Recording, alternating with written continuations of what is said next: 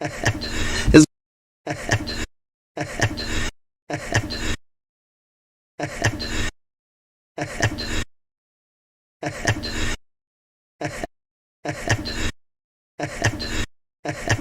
It's going down like this, motherfucker. For what he has, he says that the only way that we can solve our problem is to unite together among ourselves, among our own kind, clean ourselves up, rid ourselves of the evils that we've become addicted to here in this society, and try and off my dome, this off my dome, off my dome, off my dome, off my dome, this off my dome, off my dome, off my dome, off my dome. This ain't loud enough. This ain't loud enough. I just left a light in this bitch. This ain't loud enough. I'm still trying. Yes, he destroy black boys. If you destroy him as a boy, he'll never become a man. You don't understand.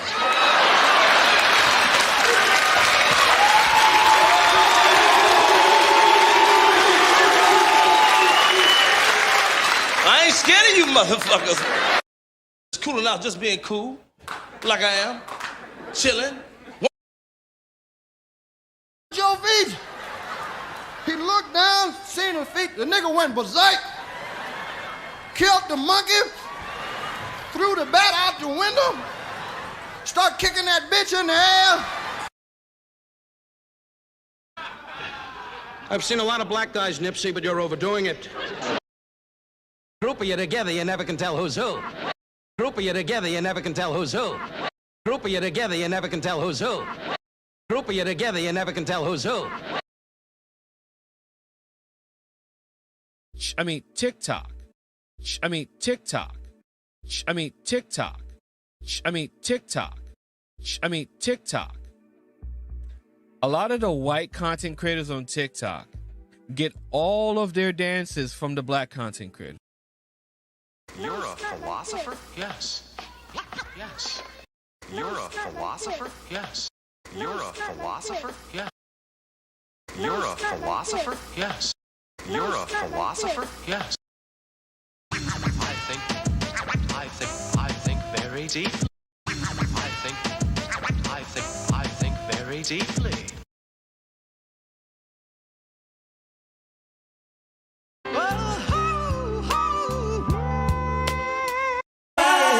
Dance with me.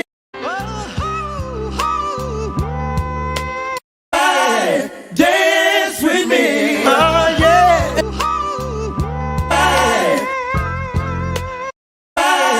Dance with me.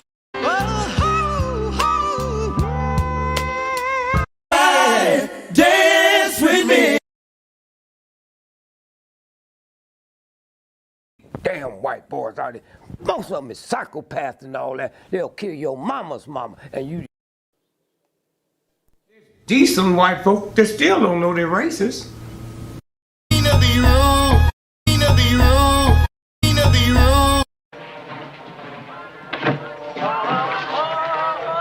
What the hell you want here, hunky?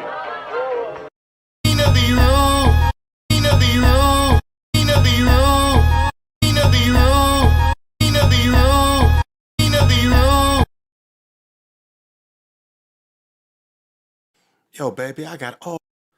That's what me and this nigga do. We picked something and then we ran about it. It all breaks down to, what does this mean to me?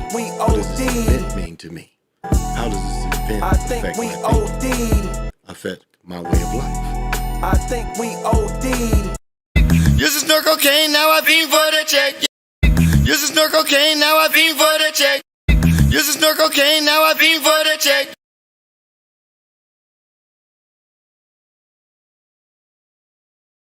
I'm a walking dead man, is what they call me when I come. I hit the loot juice, it pulls up in the deuce. I hit the loot juice, it pulls up in the deuce. Aye, nigga. Yeah. Aye, nigga. Aye, nigga. I'm legendary in this motherfucker.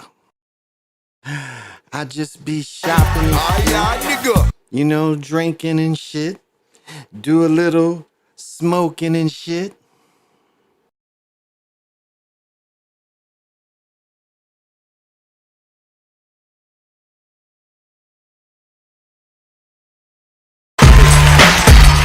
You don't understand.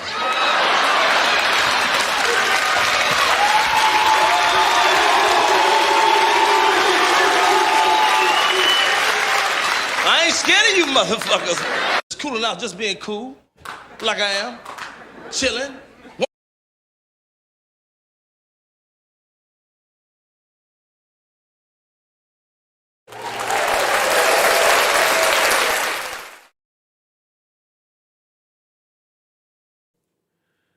To the east. To the west. To the south. Above. Below. And the middle. To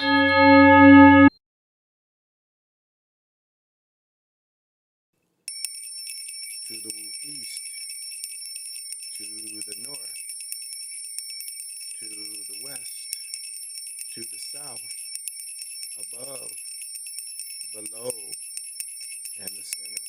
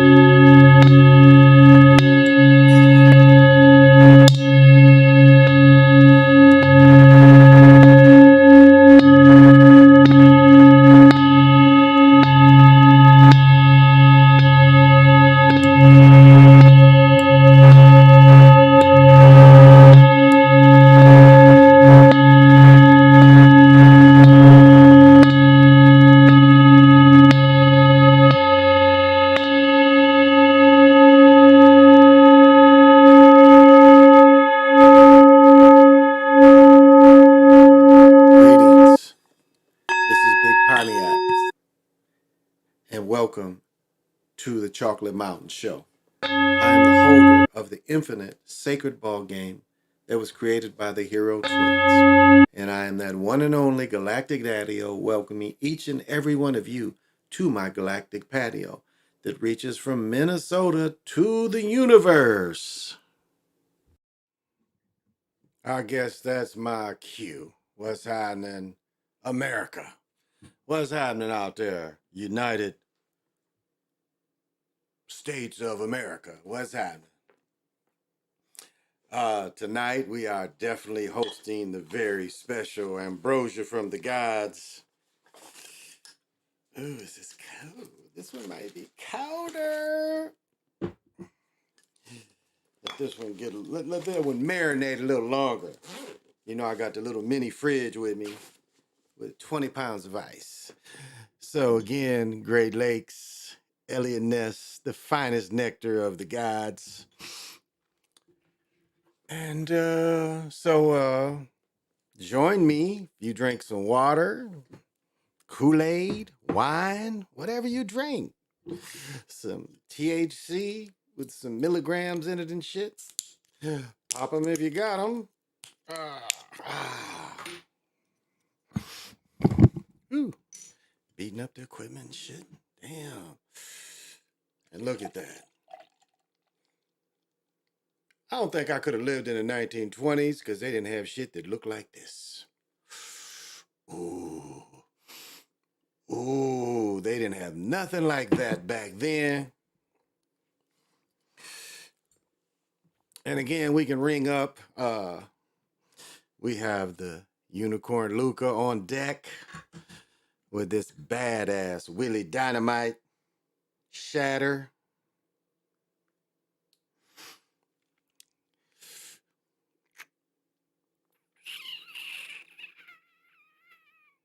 I don't know if it's catching it, but this is some pretty good stuff. So we go 1, 2, 3, 4, 5. Lights up. You go 1, 2, 3, and it self heats. So thank you all for joining me tonight. Where the point is, there is no point. I don't know if it's catching it, or I am the point.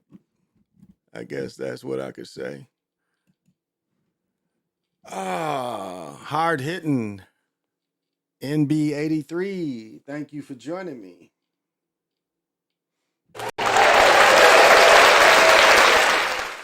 And to be here, I know you've got to have. Got to have vision. Neflin, thank you for joining me.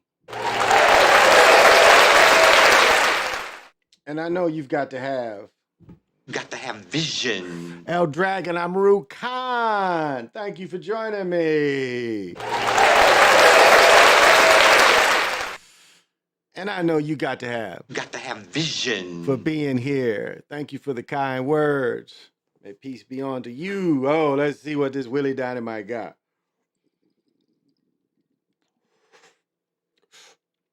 Got to put a lot more water in there.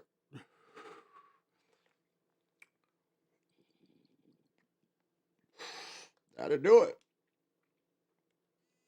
Smoke them if you want them.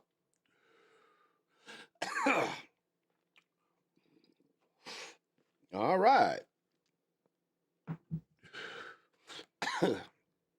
Well, did everybody get over Slave Day today? You know, another reminder that you were slaves. Dun, dun, dun. And I made a mistake. I wrote, let's look this up. See if I can do a quick search. I need Google. There we go. See what year did Buffalo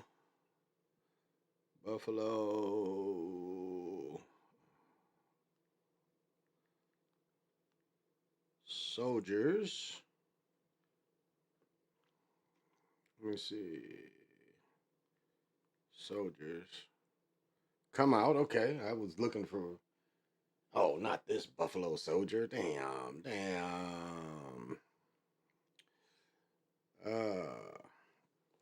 I guess that search is whack. Never mind. That search is whack. I can't quite find what I'm looking for. But happy Slave Day, or the end of Slave Day. But more importantly, going into the solstice. And for me, it's kind of bittersweet when the solstice comes. Because just as the winter time gives us the end of the long nights, when we have up to 15 hours of night, you know, we're coming to the end of having 15, 16 hours of daylight. And, you know, by the 4th, you know, we'll start gradually seeing it getting darker earlier and earlier, you know, but still we start summer officially. The official start of summer comes in, you know, the solstice, I think it's the 22nd. So,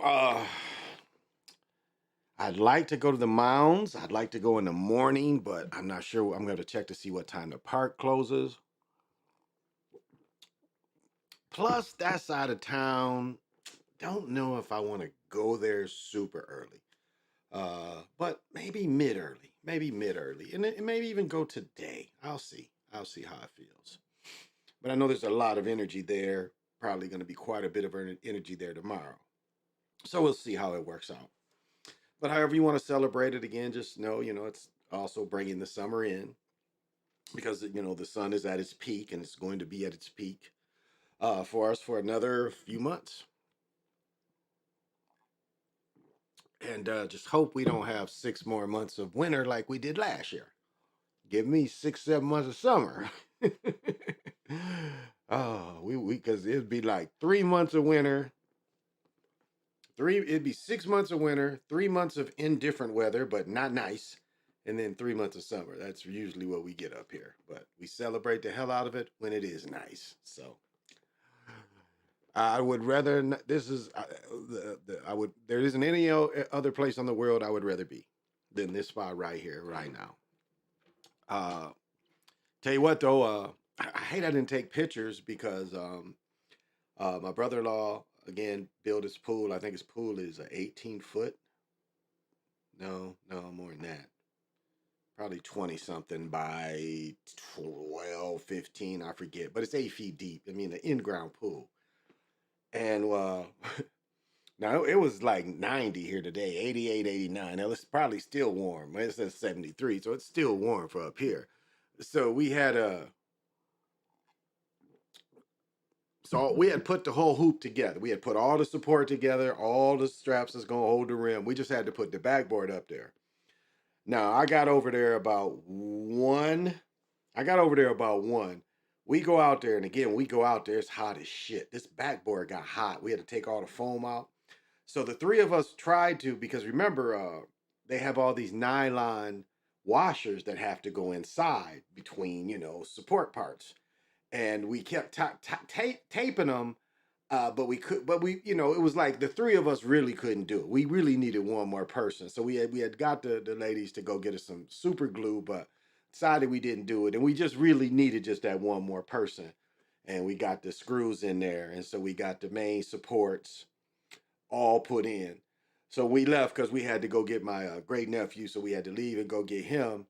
But we had put the rim was up, the backboard was up, and so all they had to do is just put the rim in. And I think there was a couple washers that got misplaced, so they was gonna go get 3 or 4 more washers to put it up. But what's left is easy for them to do.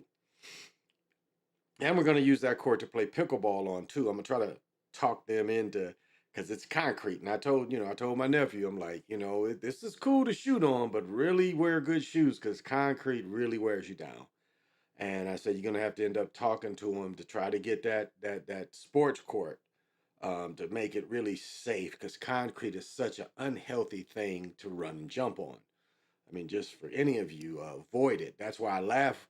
I guess I don't really laugh, but I feel bad for people when I see them jogging and they're jogging on the sidewalks where it's concrete. It's like the worst. The street is a lot better.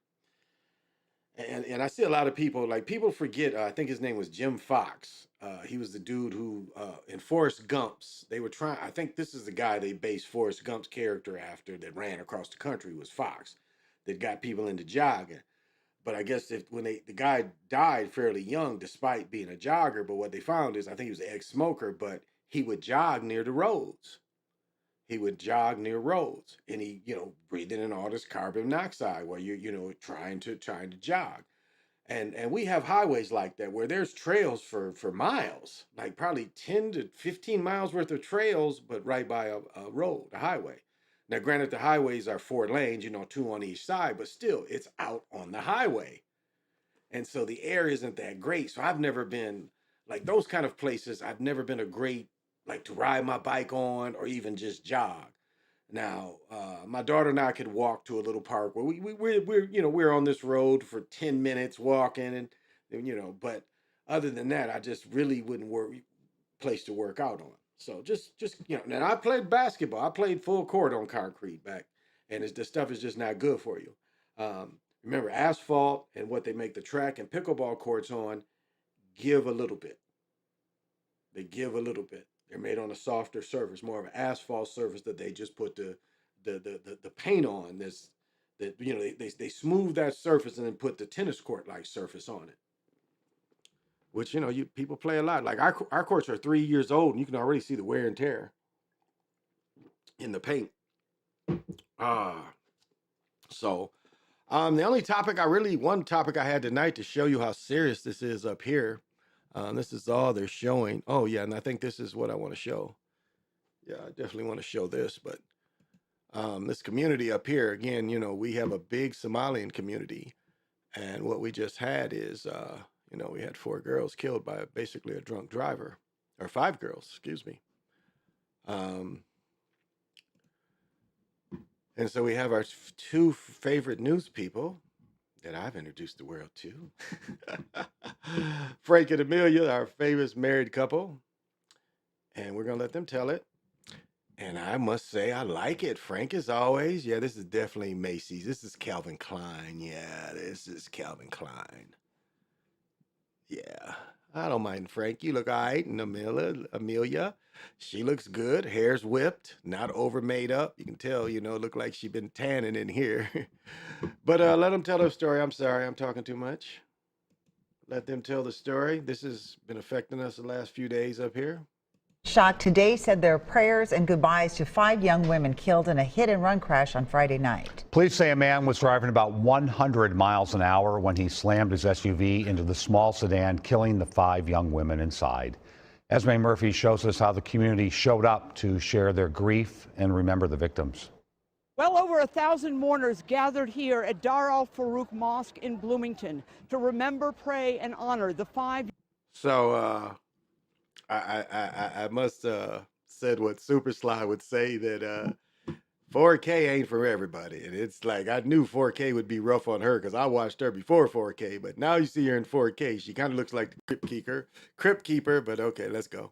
Young women who were killed in a hit-and-run crash over the weekend. It's been really very hard few days so far. Mosque director Khalid Omar says the community is still in shock. Especially, you know, when it comes to our Dar al Farouk community, we're very close, and you know, a lot of our families, everybody knew these beautiful daughters. Allah loves so and so love them. The 5 young women have been well known at the mosque since their childhood. So this loss of these 5 beautiful individuals has been a great loss. Okay.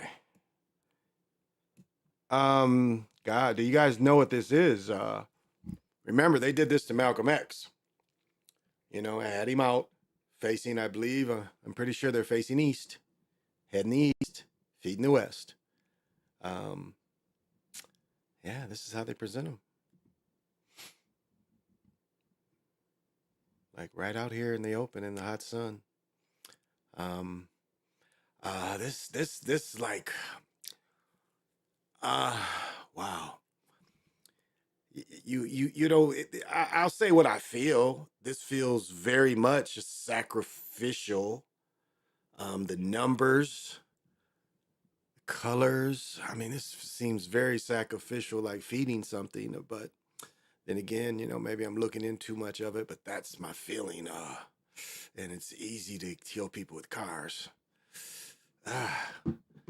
But okay. Childhood. So this loss of these 5 beautiful individuals has been a great loss. First and foremost for their families. I cannot imagine just, you know, being around them the past couple of days. They have strength and resilience, but it's really, really tough. Even more agonizing is that they were the best and the brightest, all with big expectations for themselves. Really, today's is about these 5 superstars, these that we've lost and that we're going to miss for not only, you know, for years to come. Sabareen Ali was just 17 and a recent graduate of Edina High School. Sahara Jisad was 20 and a junior at the University of Minnesota Rochester. Salma Abdi Kadir was 20 and a student at Normandale Community College and taught Sunday school. Sagal Herzi was 19 and a student at MCTC, and Siham Adam was 19 also and a student at the University of Minnesota. Among the mourners, a group of Minneapolis police officers, Attorney General Keith Ellison, Edina Mayor Jim Hovland, and Stacey Stanley, the superintendent of Edina Schools. An online fundraiser for the families has raised more than $300,000. In Bloomington, Esme Murphy, WCCO News. After the prayer service in Bloomington, mourners took buses to the Garden of Eden Burial Cemetery in Burnsville. And just within the last hour, we are learning that ambulance services had to be called out for people needing treatment because of the heat. Burnsville city officials say they sent out a team to treat people at the cemetery. They say there are no critical illnesses at this time. Police have not yet identified the driver they say caused the crash. Minneapolis police say they will not identify that man until he is released from the hospital. Officers do, though, say he tried to run away from the crash, but they arrested him nearby. Yeah, I think they did identify him. If I didn't show him last night, I thought I showed him last night. They did identify the motherfucker that did it. Let's see.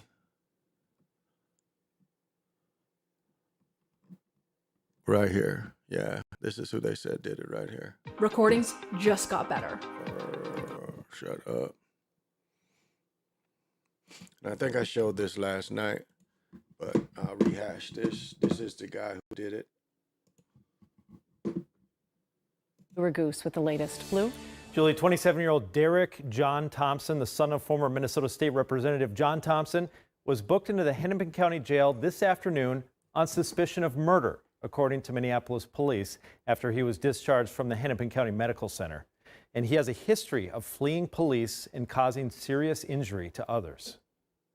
This MnDOT video shows a vehicle police say was going 100 miles an hour, leave 35W, and smashed into another vehicle on Lake Street Friday night, killing all 5 people inside. Sources say the driver of the speeding car was 27-year-old Derek John Thompson, the son of former Minnesota State Representative John Thompson. Derek Thompson has been convicted twice in Minnesota of fleeing police, in one case admitting he'd smoked marijuana. An horrific scene. After the Lake Street crash, Minneapolis Police Chief Brian O'Hara said police suspect impaired driving. Wow, right here. Police say was going 100 miles an hour. To give you reference how this goes, so this is to go to, is it Lindale? Lindale, Franklin, what is that side street? But this is, if you continue here, you can go to 94 to go back to St. Paul, or you can go to 394 to go west. But if you want to go in this town, and this isn't like, if you've ever seen Minnesota where the famous cherry is, you know, we have the sculpture garden. I guess it's the sculpture garden. I remember my uncle asked me about that. I'm like, I don't know what the hell that is. But the famous cherry that's in Minneapolis is like right down here. And so it's very low. I mean, it's busy, but the time of day it wasn't. And for him to blow, you know, so the only way traffic comes is like you either turn to go on the highway or you go under the bridge. You see what I'm saying?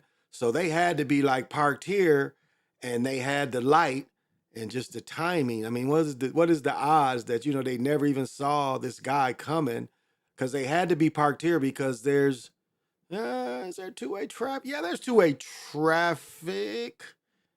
Yeah, you can come from this way. So there's two-way traffic going that way too. Yeah, so there's two-way traffic. So it's usually both sides get to go, you know, one's here, one's on the other side. So, and when they show you, when we look here, right here, you see what I'm saying? This is where he's come down from the ramp. And I mean, literally the sculpture garden is you turn right here and go about like not even a half mile. The sculpture garden is literally right up here where the art museum is. Yeah, so yeah, this is four-way traffic down here. Yeah, it's four-way traffic. And so the driver was either coming this way or going that way, but the cars, trying to think, where is the car? Where did the car end up? Trying to see where the car ended up. Lake Street Friday night, killing all 5 people inside. Sources say the driver of the speeding car... Okay, the car is over there, and I'm trying to get reference to over here is...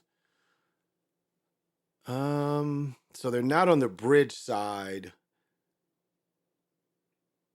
So it would have knocked it off. I'm trying to... Yeah, so he spun this car around. The car got spun around. So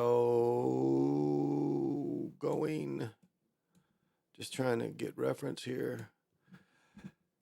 So it's the car here. Yeah, that's what makes sense. So they got hit here and pushed over there. So they were coming here and boom, pushed them over there, it looks like. either way, they would have been pushed over there. So, but it looks like because it's so close over there, they were going this way and didn't look.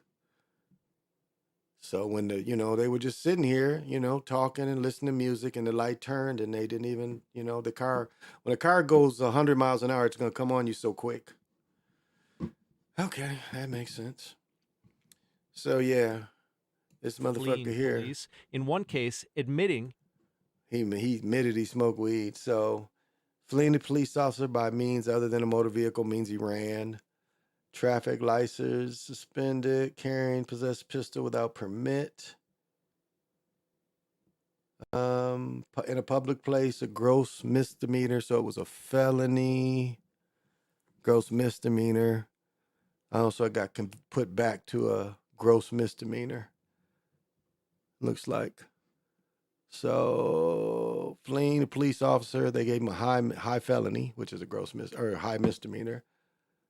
Giving a peace officer false ID, a misdemeanor. Fifth degree possession, this will be erased. See, this is a felony. They gave him a felony for the weed thing. That's going to be taken off. But yeah, you can't get away from murder. You just went from bad to worse because of your bad habits. I wonder how many times he fled and got away. he'd smoked marijuana. An horrific scene. Yeah, very Section. horrific. When the speeding car went right through the red light and smashed right into him. That video, recorded by a Metro Transit camera, was leaked to Alpha News reporter Liz Collin and posted on social media, prompting Chief O'Hara to say an investigation into that has now been opened.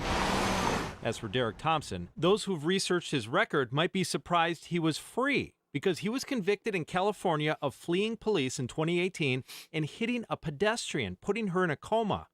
He received an 8-year prison sentence in 2020, and it's unclear how long he served before being released.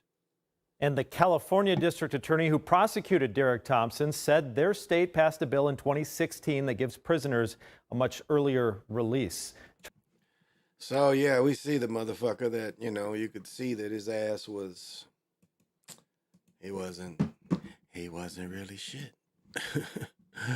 He wasn't really shit, we see. A community in shock today said they're Oh, get out of my ear. So loud, so loud. Oh, I need not that. Oh, okay. I see my main man from Japan has come in. Brother PJ Allen.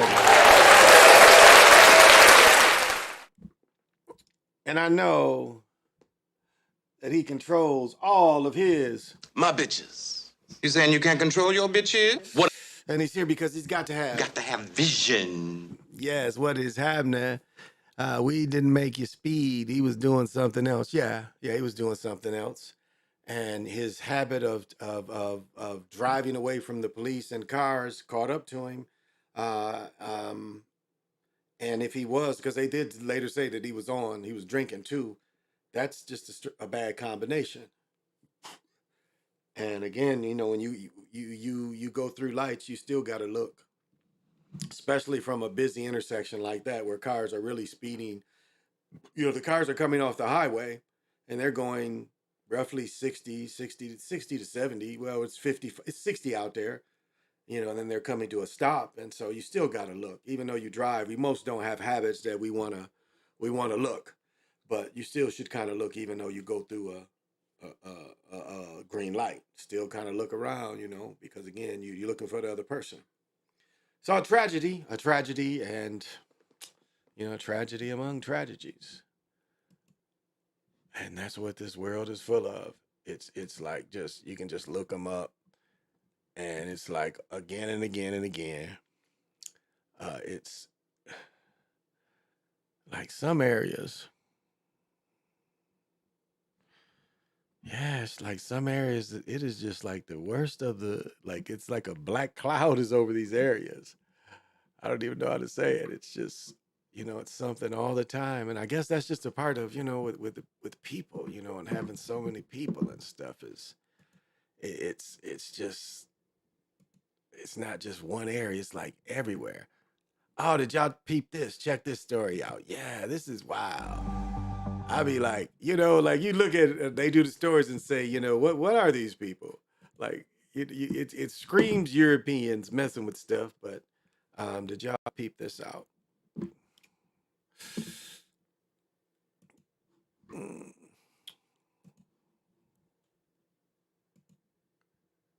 Petty Officer Robert Simpson, and the Assistant Public Affairs Officer for the 1st Coast Guard District in Boston, Massachusetts. In just a minute, I'll introduce Rear Admiral John Mauger, Commander of the 1st Coast Guard District. I'm prepared to give you a brief update on the case going on 900 miles east of Cape Cod during the search for 5 submariners.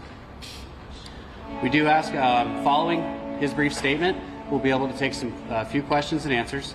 We do ask that we give everybody the opportunity to ask one question, and if we have it to go through, we can be able to ask further questions beyond that. We only have time, let's say, for about 10 minutes.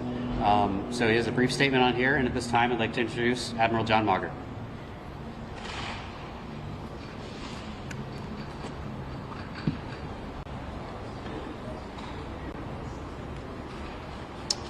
Good afternoon, everyone. I'm Rear Admiral John Mauger. I'm the commander of the 1st Coast Guard District here in Boston, Massachusetts.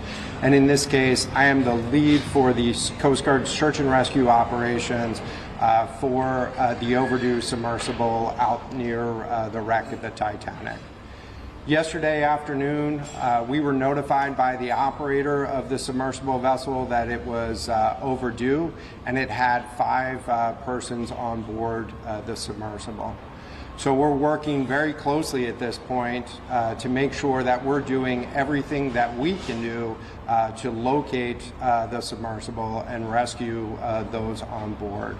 Our thoughts are with the crew members and the families on board, of those on board the submersible at this time, and we are doing everything that we can do to make sure that we can locate and rescue those on board. So after receiving the call, we reached out to the vessel Polar Prince and began a surface search looking for the submersible. At the same time, we launched a C-130 aircraft to conduct an aerial search, both visual and radar, of the scene. We've subsequently coordinated with the Canadian Coast Guard and Canadian Armed Forces to deploy additional assets to the scene.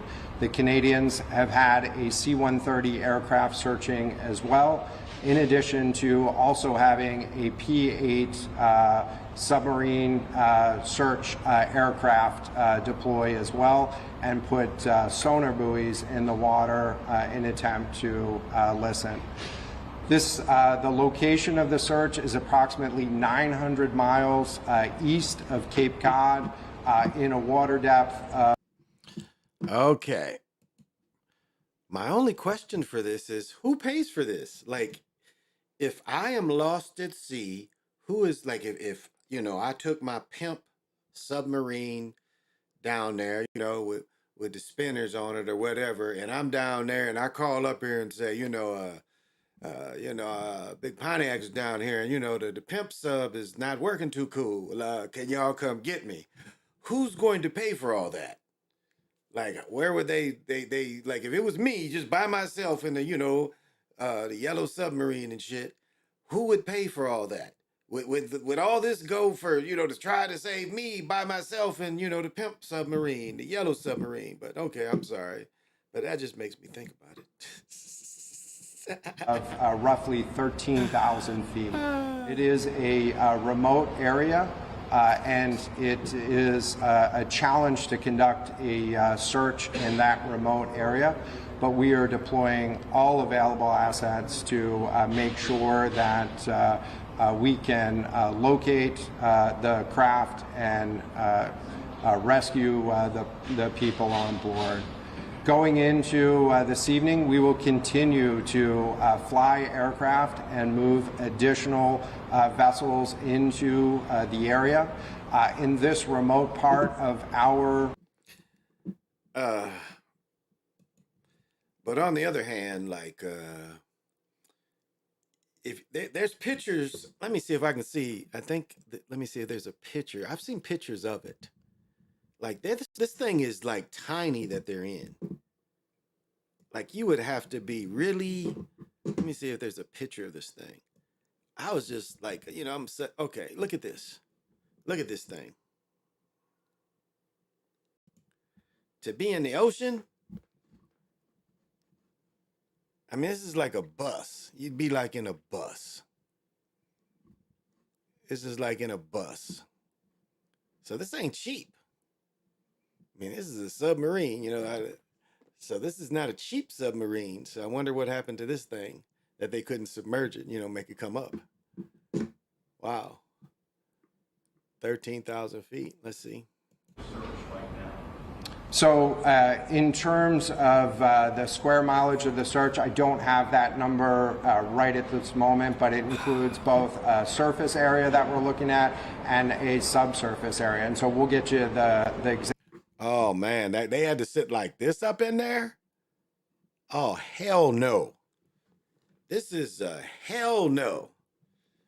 This is a hell no. That's how you had to go down? They let you down like that, and somebody back there is because they said somebody in there called. So really? Like, I would be going cuckoo, you know, cuckoo for Cocoa Puffs up in this motherfucker. I'd be going cuckoo for Cocoa Puffs. Up in this motherfucker, boy. Oh, no. Oh, no. I would not. Oh, no. I would not be in there. Man, you got to sit in there like that and go feet under and ain't no real escape. Because all that pressure you down there and it's a little pilot back there operating this thing. That's a big pass for me. But, you know. Exact number for the square mileage of the search. In terms of the hours, we understood that that was 96 hours of rescue or emergency capability from the operator, and so we anticipate that there's somewhere between 70 to the full 96 hours available at this point. Do you believe that the sub would be in a location near the Titanic, and if so, what are some of the challenges with sonar and a debris field that the Titanic had to face? So it's certainly the purpose of the submarine was. So did you guys hear that? They said that they could live up to 96 hours worth of power, which was life-supporting power. So if they went down there, they said they had about 90 some hours, and that's what they're hoping that the ship would do. Wow. But what the hell are they down there for? To, as I understand, the purpose of the submersible was to provide opportunity to visit the wreck site and explore the wreck site. So that's a possibility. Again, right now our focus is getting on as much capability into the area as we can and understanding that full capability of those assets that are being deployed. Our aerial assets that are being deployed have the capability to do both visual and radar searches, and the Canadians' asset had the ability to drop sonar buoys and listen, and so we're using all that information to improve our search capability.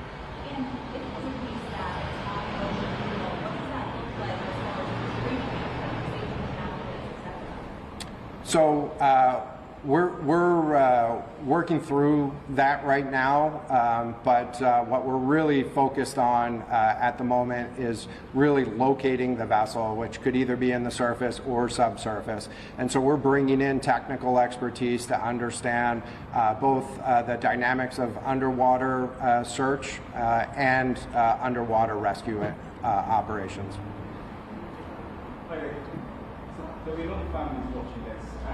So the monkey in the room's got to say, so they told us they couldn't bring the Titanic up. They don't have the equipment to bring the Titanic up, but apparently they've got the equipment to bring this thing up. So who's paying for all this too? Like, who pays for this?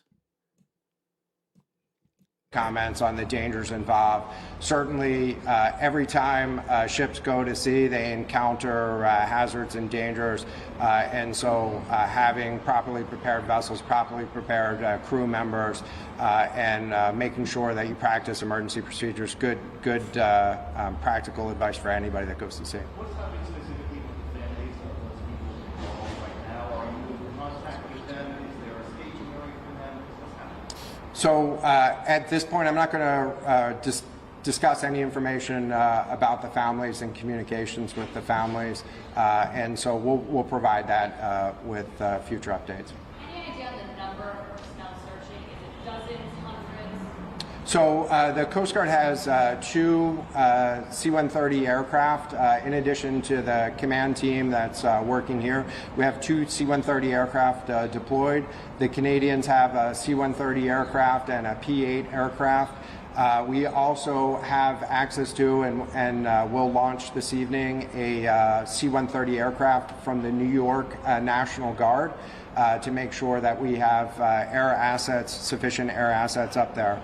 On the surface, we have the commercial operator that's been on site, and we're bringing additional surface search assets into play, which will also bring in some subsurface search capability. Last question, please. How many are like company employees and how many are people who are paid to be on? I understand from the operator that there was 1 pilot or submersible commander or operator on board, and that. So this was take a ride to see the Titanic. This is a business, and is it worth it really? Like, is it really worth it to go in a submarine because you got enough money to sit in a submarine? Like, hey, the Titanic, hey, yeah, it crashed, and I don't think I would do that. That thing don't look safe to me. Let me see. It's not made for consumers. So it says it's not made for consumers. Okay, tell me who this shit is made for, buddy. Tell us about it. Who is the shit made for? It's so small. How big is it, and how long were you told you could survive in it? It's about the size of a minivan, but it's a cylinder, so it holds 5 people. There's no chairs, there's no couches. You're sitting on the floor with your back against the curved sides. As I'm sure you've heard, there's 4 days worth of air. There's 3 different systems. There's as your previous guest referred to, there's a scrubber, the same ones they have in spacecraft, that converts the carbon dioxide you breathe out back into oxygen. If that fails, there are these, they look like fly strips, you hang them from the ceiling, that they're backup scrubbers. And if that fails, they have scuba tanks, oxygen tanks, under the floor of this thing that you can pull out. But there's no food and water apart from the 1 sandwich and the 1 water bottle you bring with you. All there is by way of a toilet is basically a big Ziploc bag.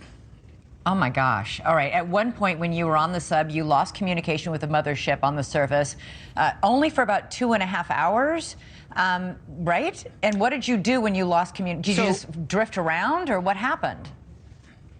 I should be clear on this. So they never lost contact with the sub. There's a ship on the surface that can send short text messages down to the sub beneath the sea. There's no GPS underwater. There's no radio underwater.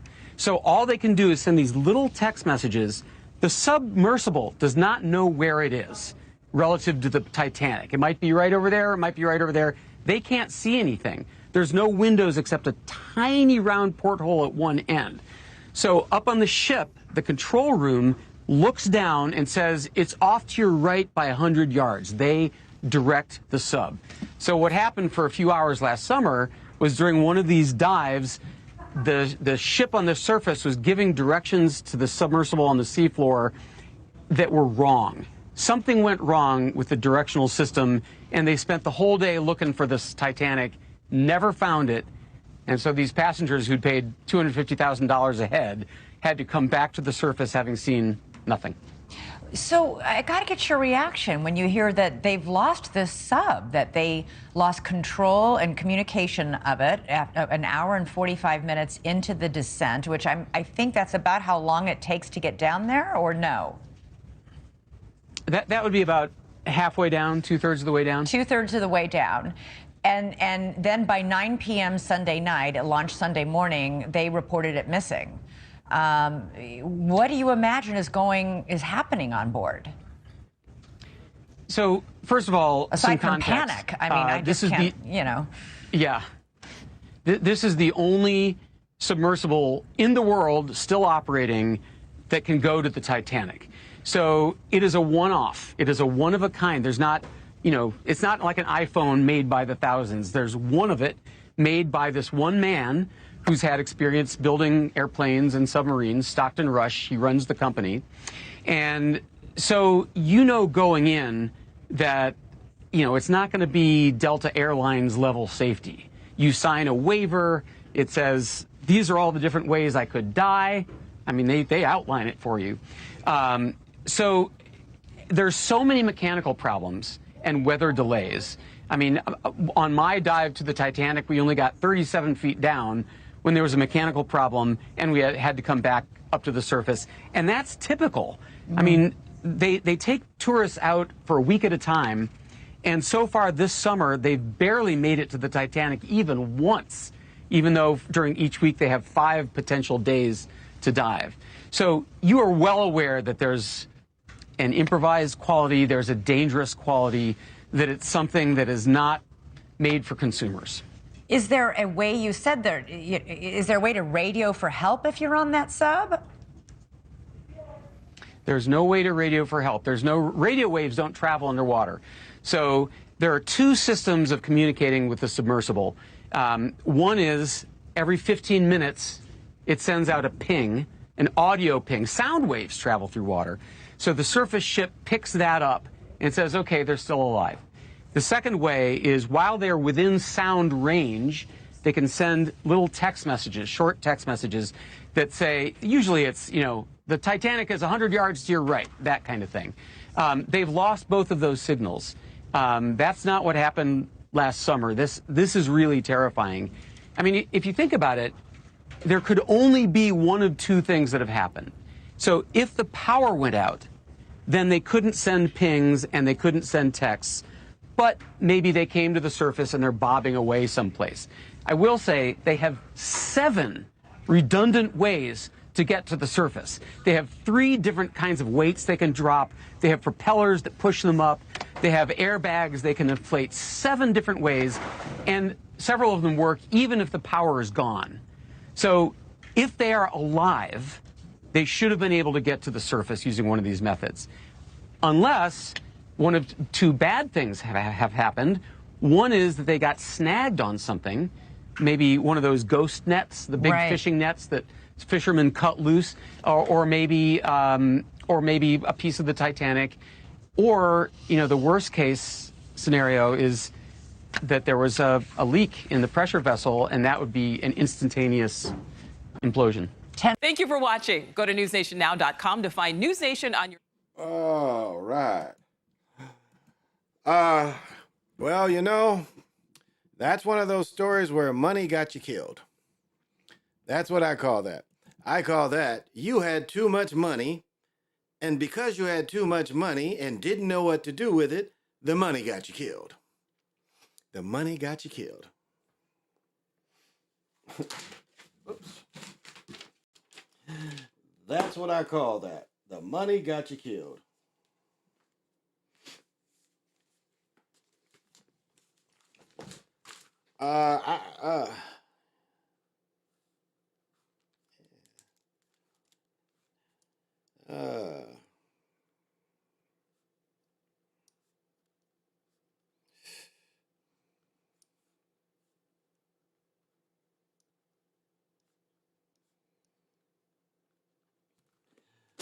So don't let money make you $250,000 to get in a submarine, to sit sideways, to say saw some shit that you really can't see.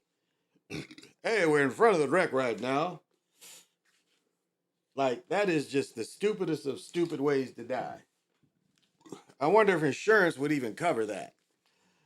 Well, insurance man, I'm about to go to the Titanic. Is there any extra insurance I need to go see because I'm about to go on a submarine? Well, buddy, yes. But their families. Oh. So, yeah, the last one I gave was 7 hours ago. Wow. What, like, what kind of...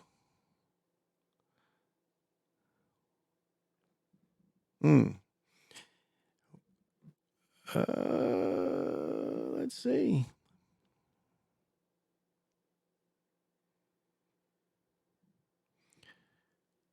You know, up here they still fucking with the cops, so let's hear how they fucking with them. Whew, excuse me. That wasn't built up from Mississippi. Our favorite duel. You know, they both, Frank and Amelia both looking stiff up here. I like it. I like it. They both looking stiff. Check them out. But they, you know, they messing with these folks up here still, and they're going to tell you how they messing with them. The Minneapolis Police Department will soon be under the thumb of the federal government. Investigators found a pattern of racial bias, excessive force, and other constitutional violations, leading the Justice Department to order a consent decree to correct the issues. Minneapolis will be one of 17 cities with that legally enforceable. And look at this. You got New Orleans. We knew New Orleans, Baton Rouge, I think it is, or New Orleans. This map is cut off, but we got, is this San Diego?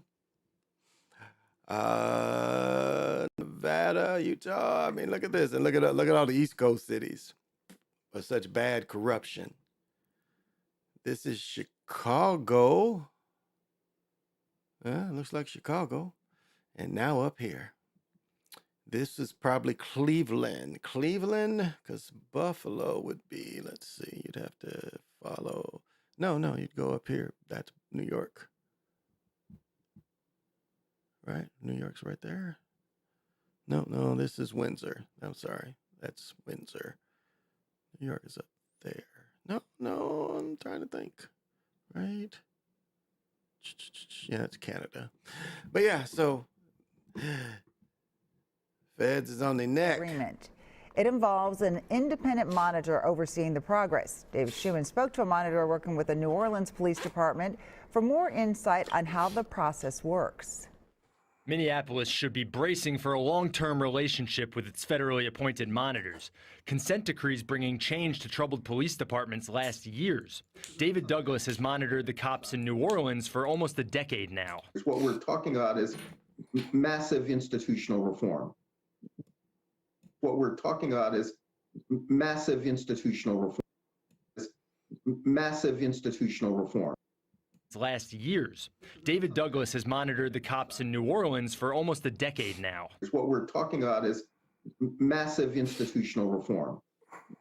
Generally, the departments under these consent decrees have been found to engage in years and years of unconstitutional practices. That is indeed what the Department of Justice said last week it found in Minneapolis. The consent decree will provide a pathway to lasting change in Minneapolis. The monitors in New Orleans are former prosecutors and government investigators, as well as former police chiefs and other experts. Generally, I think it's a pretty active process where you are both monitoring what the department is doing to implement the changes called for under the consent decree, but assisting them to do it. Douglas guesses the first couple of years will be more on-the-ground, hands-on supervision.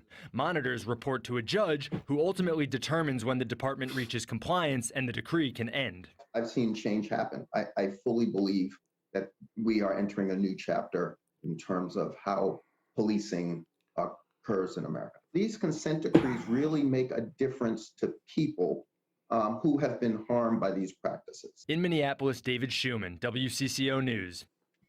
Complying with the consent decree will cost the city. It could be millions just to pay the monitors. Douglas's firm reportedly asked for a 4-year contract worth around $8 million when it started working with New Orleans.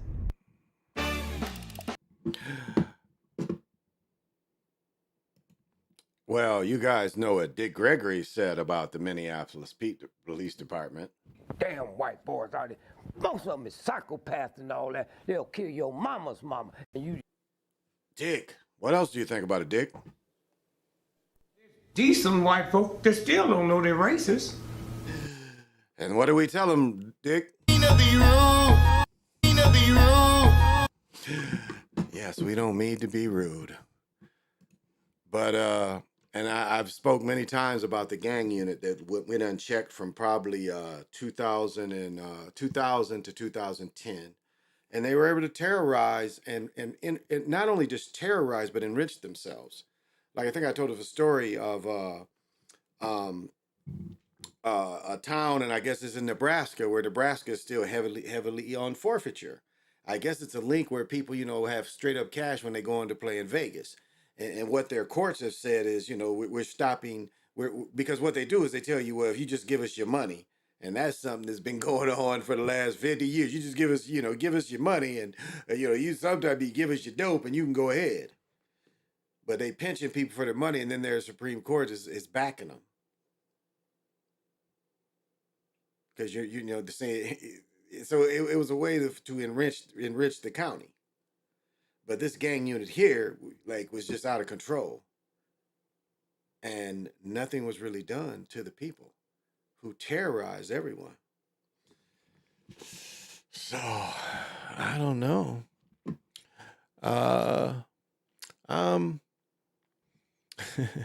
Twin Cities Juneteenth celebration. Look at this. Let's. Today is Juneteenth. Oh, is it? Let's just show you how they bug dance for this stuff. It's bug dance for it. Scouts, parades, and other gatherings. Fox 9 photojournalist Eli Gardner brings us the sights and sounds. Okay, and what did Brother Nick Taylor show us this fist is? What did Brother Nick Taylor show us what this fist is? First, it's a Nazi salute type of arm. The Black Power is really the Nazi salute, but it's again communism, Nazism, because this is almost a Nazi salute. So it's a mixture between the two. It's a mixture between the communism, hammer coming down of communism, the united force of communism, but also the Nazi salute with it, but you close your hand instead of have the fist. But let's go. Of one of those celebrations, this one in Minneapolis.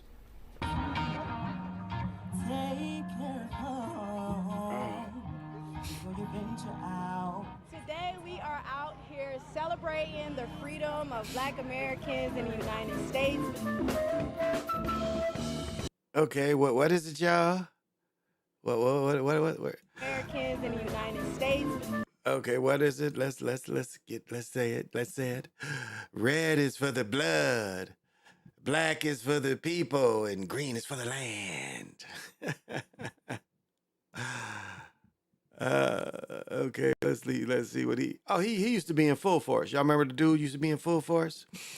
Yeah, is this the Janet? Oh, he's got a Malcolm X on his hat. Okay, you got the Malcolm X hat. Okay, and he has a Scarface European on his shirt. Are these Walmart shorts? What brand are these, buddy? Come on, maybe.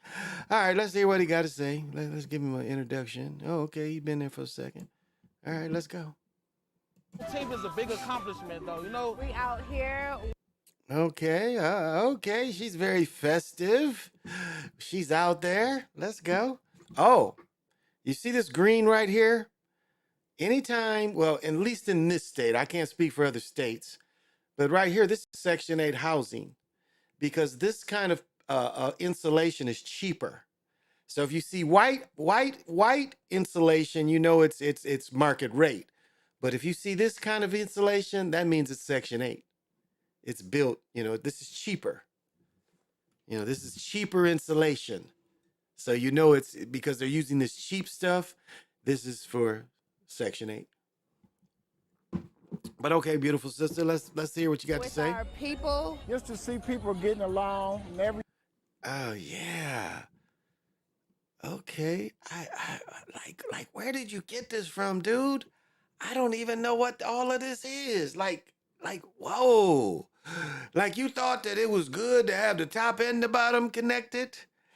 I don't think so. They lied to you, baby. No. Like what? This is like half Maryland's flag, Michigan State a little bit.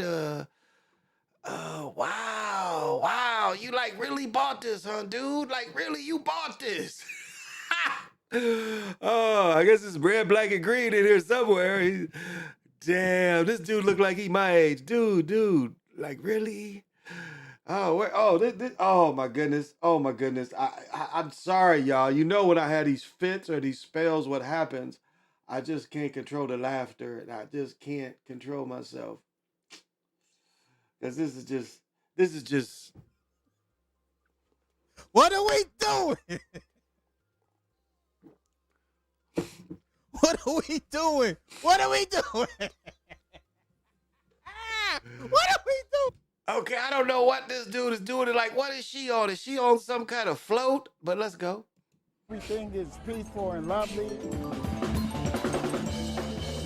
You see a lot of black-owned small businesses that's out here selling their products and services to the community. Oh, I saw some Jordans. What do we got? Some? Oh, the green apple. I don't know what the hell they call it. I'm just talking shit. I want to see the shoes. You kind of ugly. The shoes was more interesting than you, but all right, let's go. I'm sorry. Can't find the shoes. Selling their products and services to the community. Just decided to have a jump rope contest. Now, I would not have went over here because if this is where I think it is, remember a couple weeks ago, I told you where one of the Indian girls were last seen is up the road from here. And then this isn't very far from the murder gas station. So yeah, you wouldn't see Big Pontiac strutting up dressed in his fine threads and, you know, sparkling. I would not have went over here, but okay. Boys against girls. 18, 19, 20. It's really about history. You gotta know your history. Was this old nigga really jumping? Like counting? Was he double dutching? Like really, nigga? You ain't got nothing else to do but jump with, like, what the fuck is he jumping from? It's really. What was he jumping from? Like, how many times can nigga jump? Like, what kind of game is he playing? Girls. 18. Oh, he's double dutching.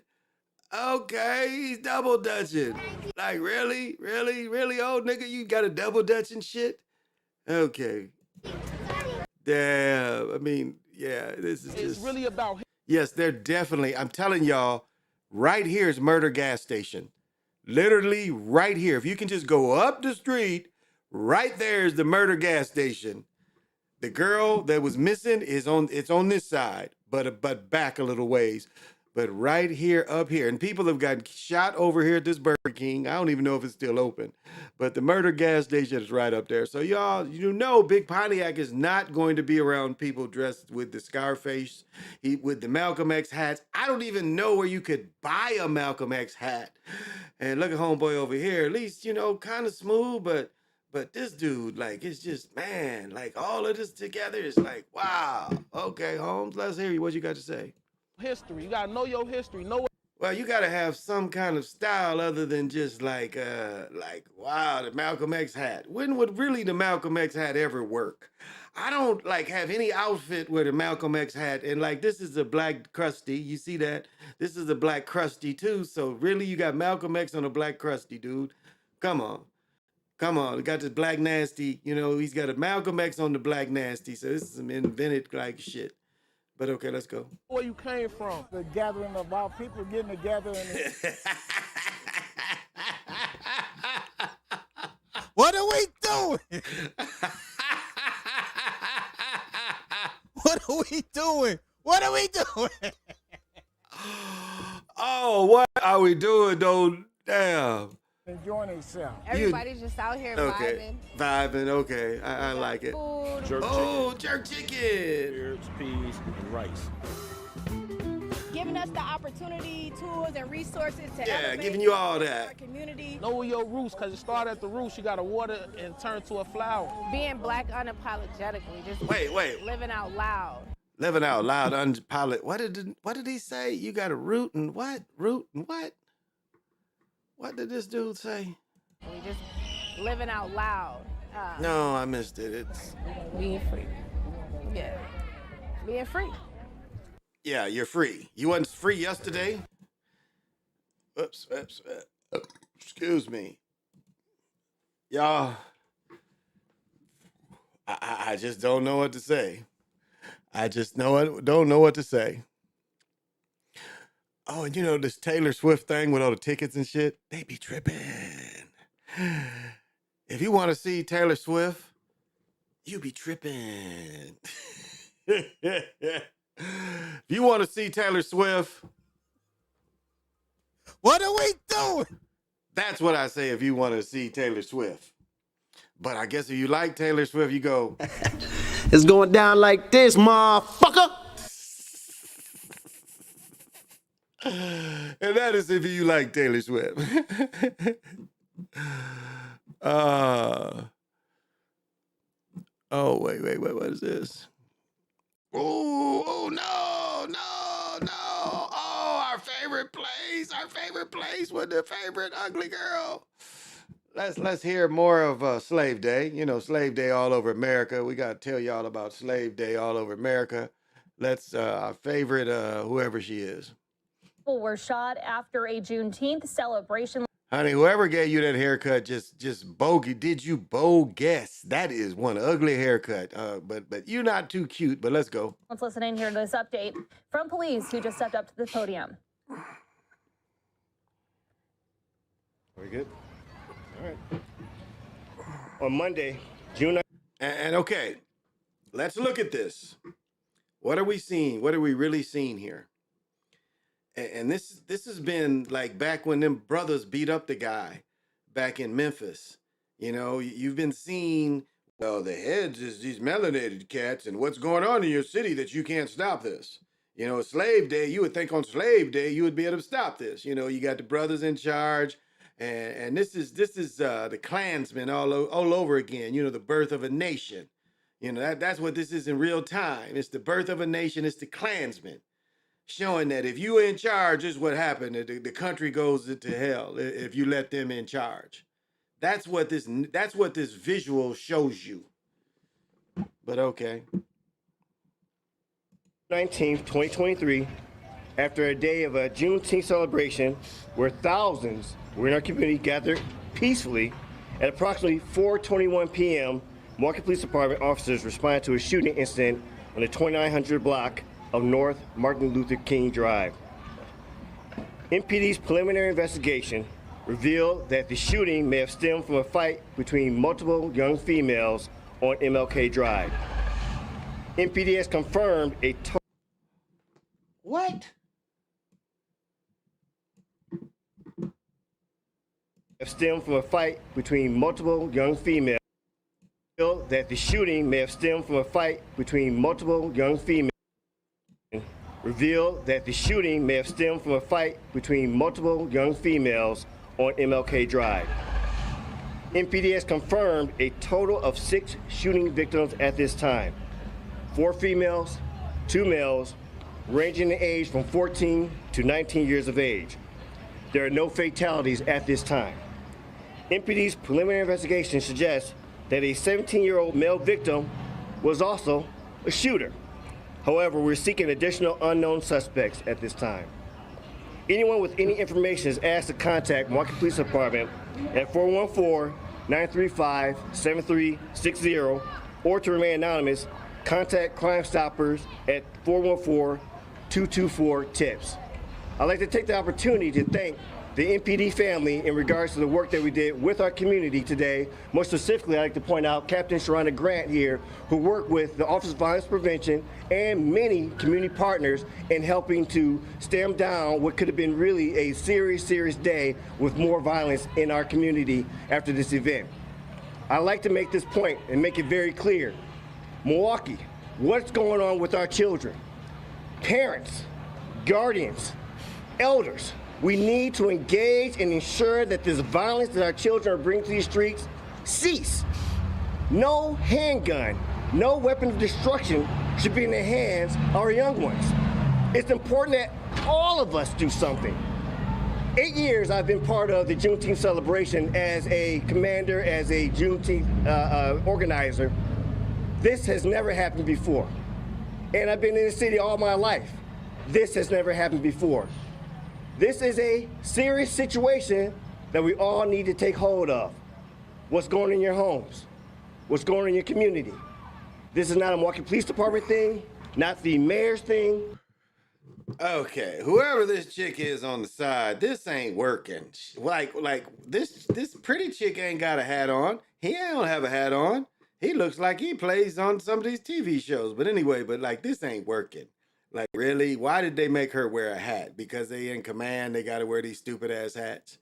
That's what I'm guessing. He said she was the captain. So I'm guessing this is the captain too, but damn. like maybe like less than your due, but like, or does she just have a really giant head? I can't really figure which one out. And I bet this is the mayor. Why? Like, hey, mayor. His name is probably Greg or some shit. Let's go. Not just only community organizers, it's a us thing. So please get involved. Please ensure that we are making sure that our children are not having hands these weapons of destruction out here, because it's unacceptable on all type of levels. I'm so appreciative of all the support from our community partners, the support and the hard work of the men and women of the Milwaukee Police Department, but we need you, all of you, to be part of this effort to make our city safer. Now I'd like to bring the mayor to the podium. Thank you, Chief. You know, I told you that was the mayor. What is this nigga's name? Let's see if they give his name. Today was a glorious day. You see the narrative? Now, the narrative we saw in Memphis was, again, they had the women being in charge, far as the chief of police was a woman, and, you know, but we get this over and over again. You know, it's the Klansmen, it's the birth of a nation. If we let them be in charge, this always happens. We celebrated Juneteenth, and I think it's important to point out the fact that this incident did not happen during Juneteenth. That's why you don't see the organizers of the Juneteenth celebration standing with us here right now. This happened after Juneteenth had concluded. But still, it is totally unacceptable for the incident that happened right in this neighborhood, right in this community, with the shooting that we saw earlier today where so many young people were hurt. Look, today, there were families out here.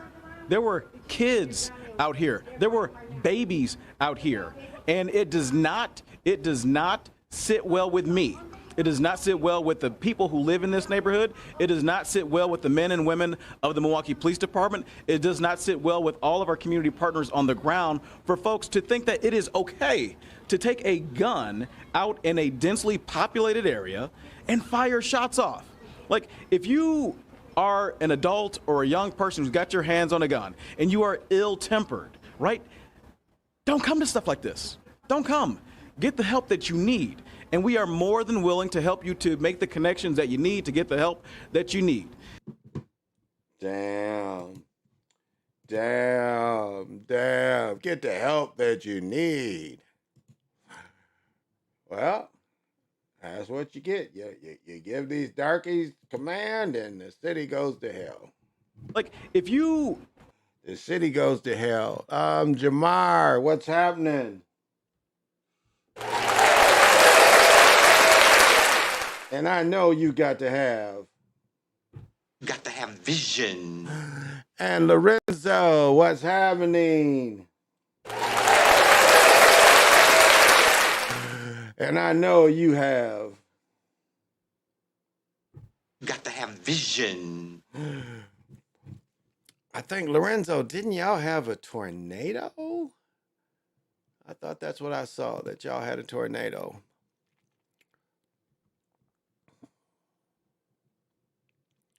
So, is this another one? This is another one. Do not go to fabletters.com. Do not take... Is this? Okay, this is the same thing, but this is closer to it. Yeah, this is closer to it. I think this is talking about the same thing, but this might be actually footage from it. I like it. Okay, he's stiff. Yeah, he's stiff. Yeah, I like it. He's stiff. And we begin with that mass shooting after Milwaukee's Juneteenth celebration. 6 teens were shot, the youngest victim just 14 years old. Miriam McCarr joins us live near the scene. And Miriam, the police chief says that they've identified at least one of the shooters. Yeah, Ryan, one of the teenagers who was injured was identified as a shooter in... She's cute. I like it. Let's go. In this case, he is now in police custody. Earlier in the day, these streets were filled with dozens, hundreds, actually thousands of people who were celebrating a joyful holiday. Now, it wasn't until after the event was over that this split-second decision ended up injuring half a dozen teenagers. Now officials are saying that something needs to be done about the youth violence in the city. do not have the right, you don't have the right to steal the joy that this community felt today. 6 teenagers, ranging in age from 14 to 19 years old, are suffering gunshot wounds and broken bones after a shooting broke out on Martin Luther King Jr. Drive following Milwaukee's Juneteenth parade. Police say the event was over when a fight between teenage girls escalated. This is a story that plays out too often, and it's getting really old. Really old. Video shows that fight happen, leading up to the moment police say a 17-year-old pulled out a gun and started firing. Letitia Spruer witnessing the aftermath of that chaos firsthand. I looked up and I saw one girl limping with her leg, and another girl was shot on the ground with a shotgun to her neck and her leg. Milwaukee, what's going on with our children? MPD Chief Jeffrey Norman saying this is a first. 8 years I've been part of the Juneteenth celebration as a commander, as a Juneteenth organizer. All right, I think I just wanted to see more footage of on scene footage. Arguments should not lead to guns being fired off, period. And that no reason whatsoever. Holiday celebrating freedom and a decades-long tradition. Whoa, a lot of darkies. There's a lot of darkies there, and no wonder why it happened. It's a lot of darkies. I wouldn't have been there, but yeah, my cousin lives here, a couple cousins that live here, and they were probably there, I bet. Within the city. One person pulled out a gun and caused problems today after the festivities were over. Other than that, we had thousands and thousands and thousands of people here celebrating. Although one shooter is in custody, police are still seeking unknown suspects as they try to piece together what exactly. Yeah, they just can't get along, y'all. Give them a holiday and they just can't get along.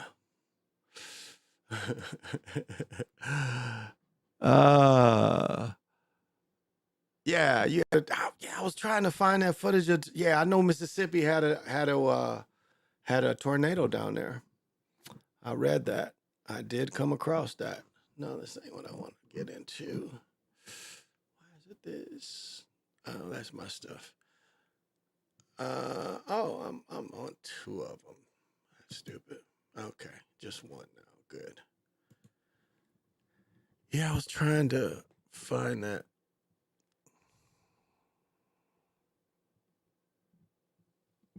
Don't know what that is. Small. And it's like, you can just find this all over. Because right here it says, watch Milwaukee's full Juneteenth parade. And again, are we surprised? And again, we had, in Chicago, we had 23 shot. So, and then yesterday I showed you the dude killed his children. Yeah, it's like, it's always the world. You know, it could be story after story after story of debauchery. Taking you out to Milwaukee, getting an update after. You know, of different debauchery. Oh, yeah. This is the story I wanted to show. I'm not laughing. Please forgive me. But I did kind of want to show this. Okay, dude, we're going to... Because I guess, you know, these people got jumped on, and I don't know why, but somebody jumped them. So let's hear what they got to say.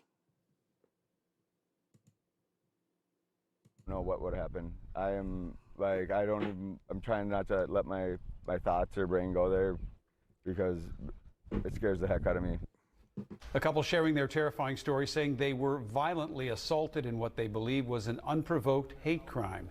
The alleged attack taking place at a tucked-away beach in Golden Valley. It's popular with sunbathers and swimmers. And Paul Bloom is live near the scene tonight. And so, Paul, with this being Pride Week in the Metro, the couple wants those responsible to be caught before potentially hurting anybody else. Kelsey, Randy, that certainly was their biggest motivation in sitting down for this emotional interview with me this afternoon. In fact, we did it over at Lake of the Isles, the spot where this couple got engaged. Now, this is frightening stuff that we're talking about. The couple absolutely loves coming out to Hidden Beach, this not-so-secret beach, if you will, inside Theo Worth Park here in Golden Valley. They love coming here up until Thursday night, where you heard in that soundbite there, they thought they could have been killed. We weren't out there hurting anybody. We were just trying to like relax and love each other. And Chad and Isaiah are both in a lot of pain, emotionally, physically. But I've never been beaten like that. They asked us not to use their last names to protect their privacy and safety, but they are a committed couple with plans to marry. And last week, they say, survived the scare of a lifetime. And I truly say this to Chad almost daily, that he saved my life, because those guys wouldn't have stopped kicking me. You would have done the same.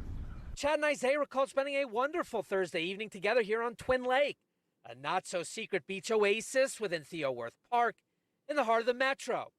They said they were coming out of the water around 7:30 when they shared a little smooch before all hell broke loose. All of a sudden, some angry individuals came out of nowhere and started yelling, homo, and jumped me from behind. The couple explained that they were battered, punched, and kicked by a group of as many as 5. Isaiah knocked unconscious. Chad, a former football player at Hamlin, doing all he could to protect his partner while suffering broken ribs and fractured facial bones. Some friends in nearby hammocks coming to their rescue. While the assailants fled, they insist the attack was entirely unprovoked and in their minds was motivated by just one thing: hate. I was raised to respect everybody and for who they are. I don't get where that kind of anger comes from at all. Now, because of jurisdictional issues here, the Minneapolis Park Police, actually the lead agency on the case, the department confirming this morning for me an open, active investigation, but no arrests as of a few hours ago. A spokeswoman with the agency would not comment on the potential motivation of this brutal assault. We're live in Golden Valley for you tonight. Paul Bloom. Damn. I would say that is a rarity here. I would say that's very rare. I'll say this. I think my son would beat 5 dudes' ass. On the real, my son would whoop their ass. But even, yeah, he would whoop 5 dudes' ass. Definitely. Now... Okay, what is this? This is 3 days ago. Let's laugh at these bugs. Here we go. Let me start it from the beginning. I'm telling you, you could just find debauchery all night. Oh, I like his suit though. Oh, this is stiff. Oh, this is stiff. Look at that. Oh, this is stiff. I like him. I like him. That is stiff. Ooh, look at that. Can't be stiffer than that. Nice. Like it. Let's go. A multi-million-dollar lawsuit stemming from an arrest, and it's hardly his first brush with controversy. We first told you about this controversial arrest back in December. Well, tonight, 7 investigator Ross Jones revealing the troubling conduct that came first: domestic abuse, drunk driving, and a last chance from Detroit police. I think this speaks to a much broader and bigger issue. It's the city of Detroit and the culture that they're cultivating. Attorney Brandon McNeil says Detroit police enabled the wrongful arrest of his client by not taking action against a troubled officer years earlier. Sergeant Samuel Pianessa has been with DPD for 23 years and was a subject of a 7 Action News investigation last year over the arrest of Sandra Wilson. I can tell you're lying. We know for a fact you're lying. No, you don't know for a fact nothing because I'm not lying. Wilson was accused of stealing a credit card she held onto for 15 seconds. It was left behind at this gas station in Detroit, right there on the counter. Sandra's crime, DPD would allege, was handing it to this woman in the pink pants, who, Sandra says, claimed it was hers. But police say the card belonged to someone else in the store that night, and while they never caught the woman who used it and had no evidence Sandra even knew her, they accused Sandra of being involved on the department's social media pages. After she walked into Detroit's 7th Precinct trying to clear her name, Sergeant Pianessa arrested her. You got cuffs? Yeah. All right. Well, I guess Where you this is go? what you've. No, what you because wanted. this is what y'all want to do to me. Sandra was charged with 2 felonies, spent 3 days in jail, and lost her job. A Wayne County judge later dismissed all the charges against her, scolding police and prosecutors. Absurd and ridiculous and wrong. And this was not a thorough investigation. While DPD maintains even today that Sandra's arrest was proper, attorney Brandon McNeil is now suing the department on her behalf and says it's clear Sergeant Pianessa shouldn't have been in a position to arrest her in the first place. 5 minutes later, we met up at Greenfield and Finkel. He turned him over to me. Pianessa has been a sergeant for the last 10 years, and his time on the force has hardly been without controversy. While at DPD, records show he's caused at least 2 vehicle accidents, the first in 2006 when he was drunk, more than 2.5 times the legal limit. He was suspended for 30 days. The second came in 2018 when Pianessa crashed a department vehicle, then left the scene. He would later say a dog jumped in front of his car, but a witness to the crash said there was no dog. Because Pianessa left the scene before a supervisor arrived and never got tested for drugs or alcohol, DPD could not determine with absolute certainty if he was under the influence. He was suspended for 3 days. And as an officer on the street, Pianessa has been accused dozens of times of misconduct, hit with 61 citizen complaints. They run the gamut from excessive force to improper searches. 61 citizen complaints is an outrageous number for someone who is a sergeant, someone who is supposed to be supervising other officers. And in 2020, DPD nearly fired Sergeant Pianessa after he was arrested and accused by his girlfriend, who was also a Detroit police officer, of assault. In police interviews, she said she was woken up in the early hours of November 2018 by Pianessa, who was screaming and repeatedly calling her the N-word. She said she ran upstairs, locking herself in a bedroom, but Pianessa followed her, continued screaming the N-word, then kicked in the bedroom door. She said he assaulted her, grabbing her by the back of her neck and pulling her backwards. She fled. A DPD investigation sustained the allegations against Pianessa. He's really crossed the line when you put your hands on a woman. Kenneth Reed is the spokesman for the Detroit Coalition Against Police Brutality. Should there be room in the Detroit Police Department for officers that have been found to use the N-word? That's a character flaw. If you're doing this to your woman, what are you doing out there when you out here in these streets in the city of Detroit? Pianessa was charged by the Wayne County prosecutor. He sounds like John Sally. With domestic violence, but later pled no contest to destruction of property. He was sentenced to 9 months probation. There's no excuse for his continued employment after this. DPD acknowledged it would normally fire an officer for what Pianessa did, but instead gave him this last chance agreement. Approved under former Chief James Craig in 2020, it said if Pianessa engaged in similar misconduct, he would be fired. He agreed to seek treatment for alcohol abuse and served a 20-day suspension. And did Sergeant Pianessa actually serve the suspension? No. We have documentation showing he used his comp time in lieu of serving a suspension. That's not discipline. That's not leadership. 2 years after signing his last chance agreement, Sergeant Pianessa would arrest Sandra Wilson. Her lawsuit, filed in Wayne County Circuit Court, seeks $10 million. All of those times that they turned a blind eye to Sergeant Pianessa's behavior, that ultimately led to Sandra Wilson's unlawful arrest, and possibly countless others. Sergeant Pianessa declined to talk to me by phone, but did email a statement. It reads in part, "A half-decade ago, my life came to a crossroads. I was struggling with an addiction to alcohol. When I hit my rock bottom, I realized I could not stop drinking on my own. As a person and a police officer, I strive to be kind and have empathy for those who are struggling and need help. To all those struggling with addiction, there is hope and redemption in recovery." Detroit police also released a statement applauding Pianessa for confronting his alcoholism. They said, in part, Sergeant Pianessa has had no violations resulting in discipline since 2018, and he has complied with all stipulations from his past cases. Unfortunately, Sergeant Pianessa's conduct predates the department's current disciplinary and risk management protocols, but his progress to date is promising. I'm Ross Jones, 7 Action News. Well, that is just like some BS. Pianessa. It sounds like pianessa.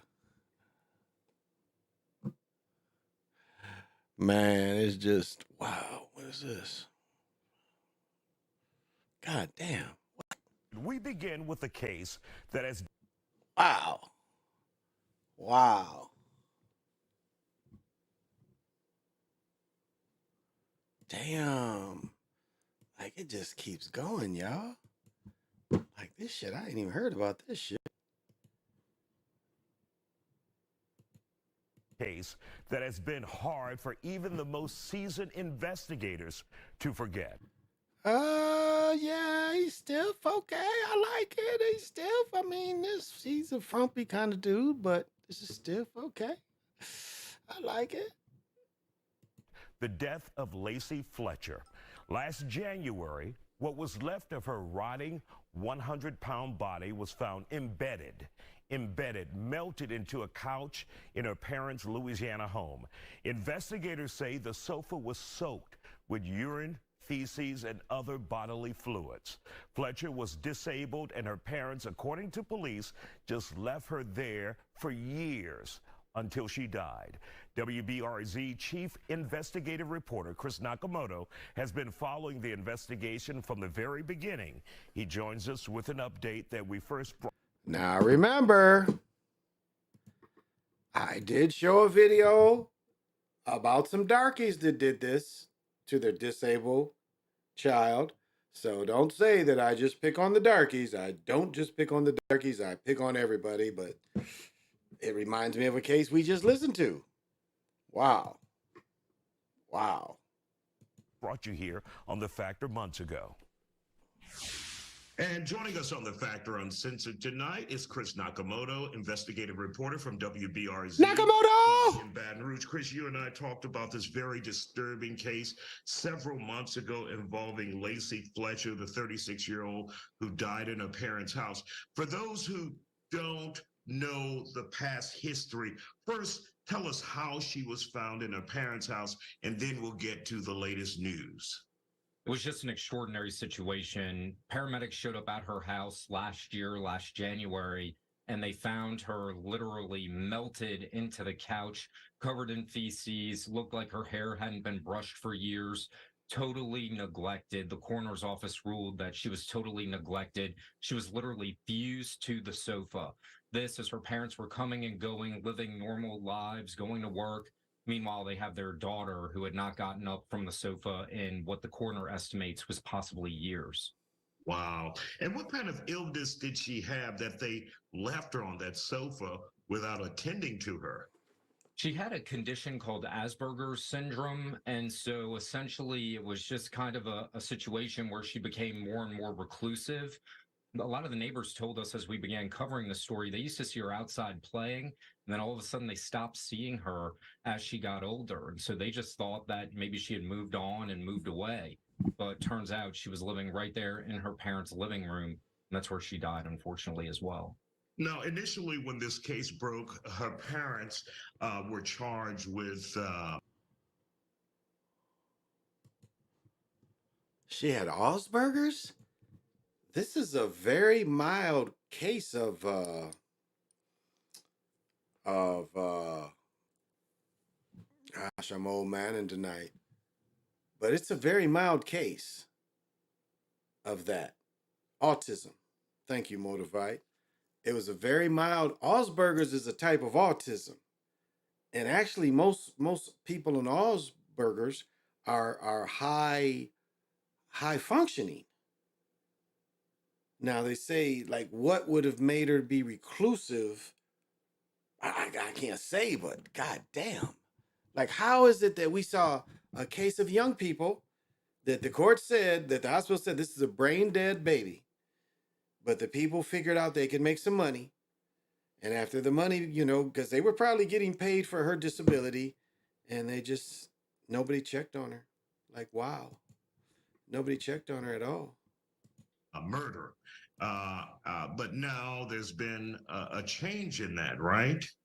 That's right. So they were charged with murder and cruelty to the infirm. And from our understanding, it can't be both. And so as the DA was kind of looking at everything, their lawyers filed some court motions that basically had those charges removed because the indictment had some added language after. And so the new indictment was tossed on a technicality. But we did speak with the district attorney, and he says he plans on bringing it back up and having this couple re-indicted because he believes justice won't be served until they serve jail time. Now, this brought a lot of public outrage. So at this point, they're not even charged with anything. Now this story is, I think, a couple days old, or maybe even a week old. But at this point, they're not even charged with anything. They're not even charged with shit. Wow. A lot of people have been following this, even here at Fox 26 in Houston. Our story was viewed 1 million times. People just outraged by this. Is there a chance that if this mother and father of Lacey Fletcher's re-indicted, could it be a lesser charge, or will it still be murder? Because I think people are concerned about that.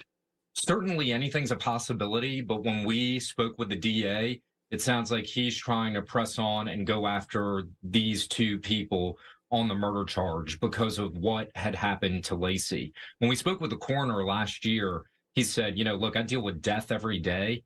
And this is something that I can't even get out of my head. The smell was just awful. He said the minute he walked into that house, he left and actually had to. I deal with death every day. And this is something. But look at this, y'all. This is shit all here. I mean, she was just left in a pile of shit. Like a pile of her own body fluid, shit, piss. How could they live there?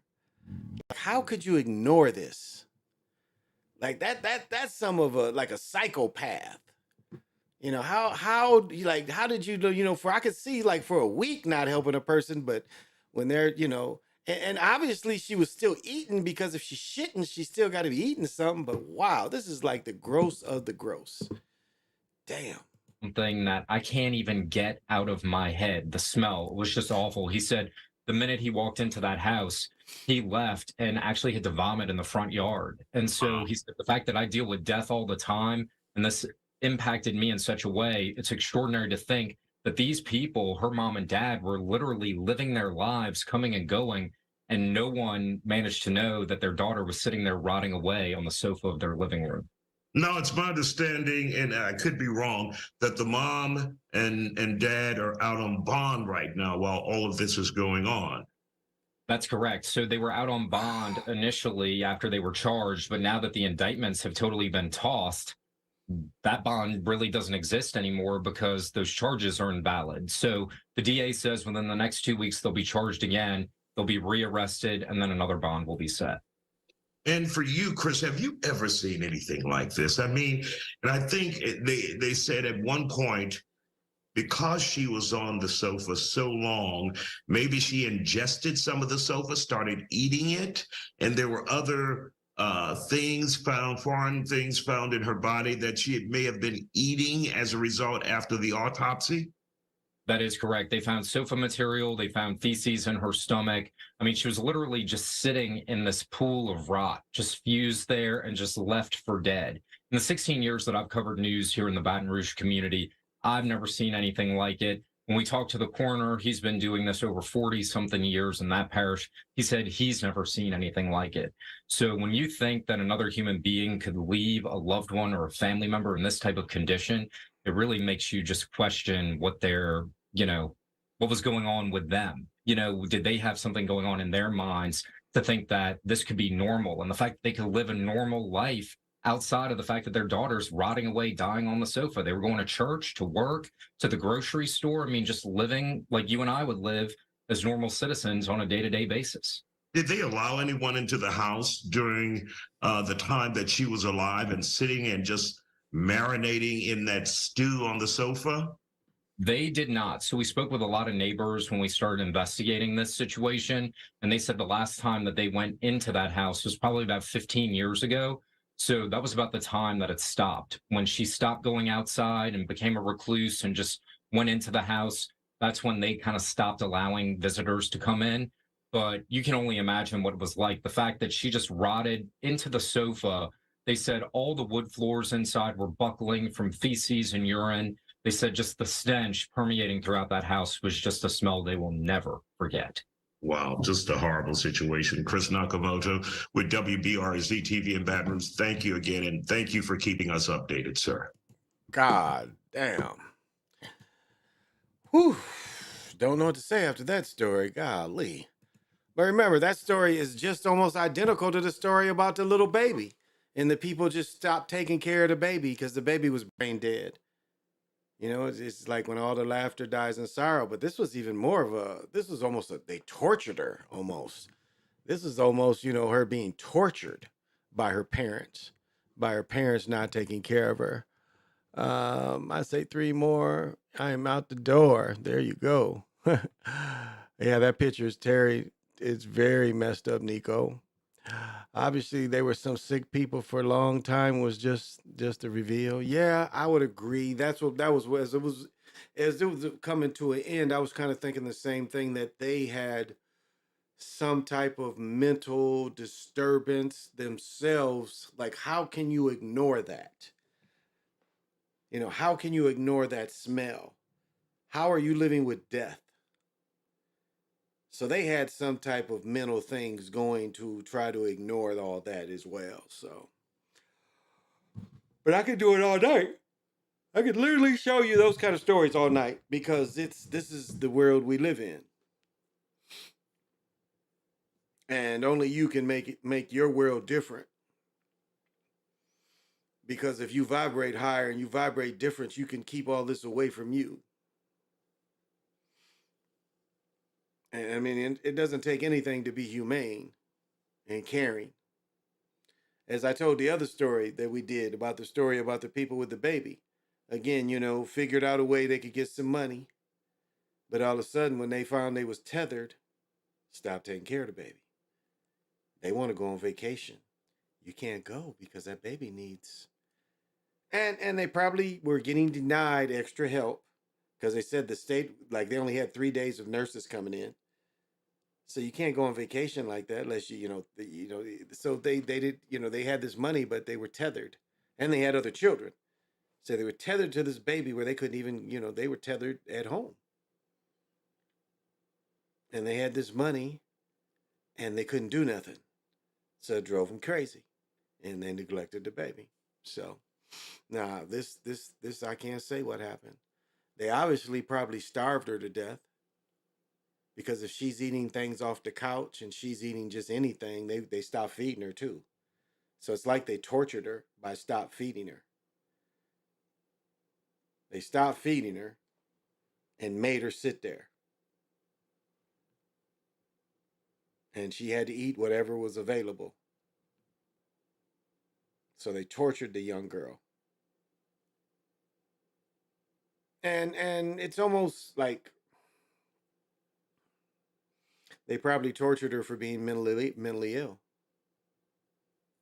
Because again, Asperger's is not, you can be high, you can be high level, you don't have to be low level.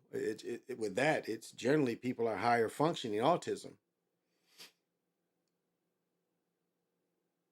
So, that case made me have to sit back and like leave the world alone, because I could keep finding stories like that all night. And that brings all our vibration down, but it just shows the cruelty to people, and it shows the people's own mental illnesses. As I said with the black couple again, the melanated couple, they saw a way to make some money, but they didn't know the money was going to keep them tethered. This couple, I don't know. They were cruel, very cruel. And to force her to sit there for 15 years, never being able to go to the bathroom, why didn't the girl fight? And maybe she did fight and had bruises, so it's just horrible. Obviously, there were some, hey, D-Land, what's happening?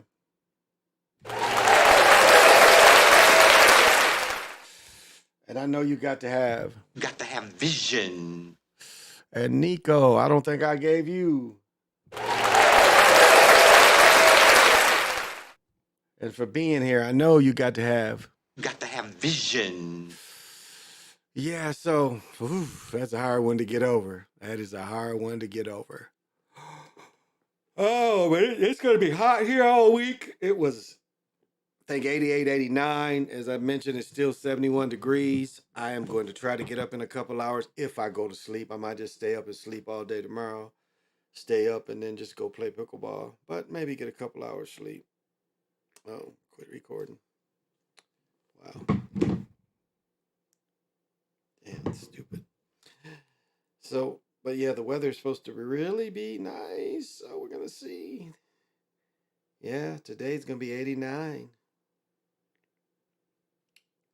Sunrise is going to be in a couple hours. 3 hours, 5:27.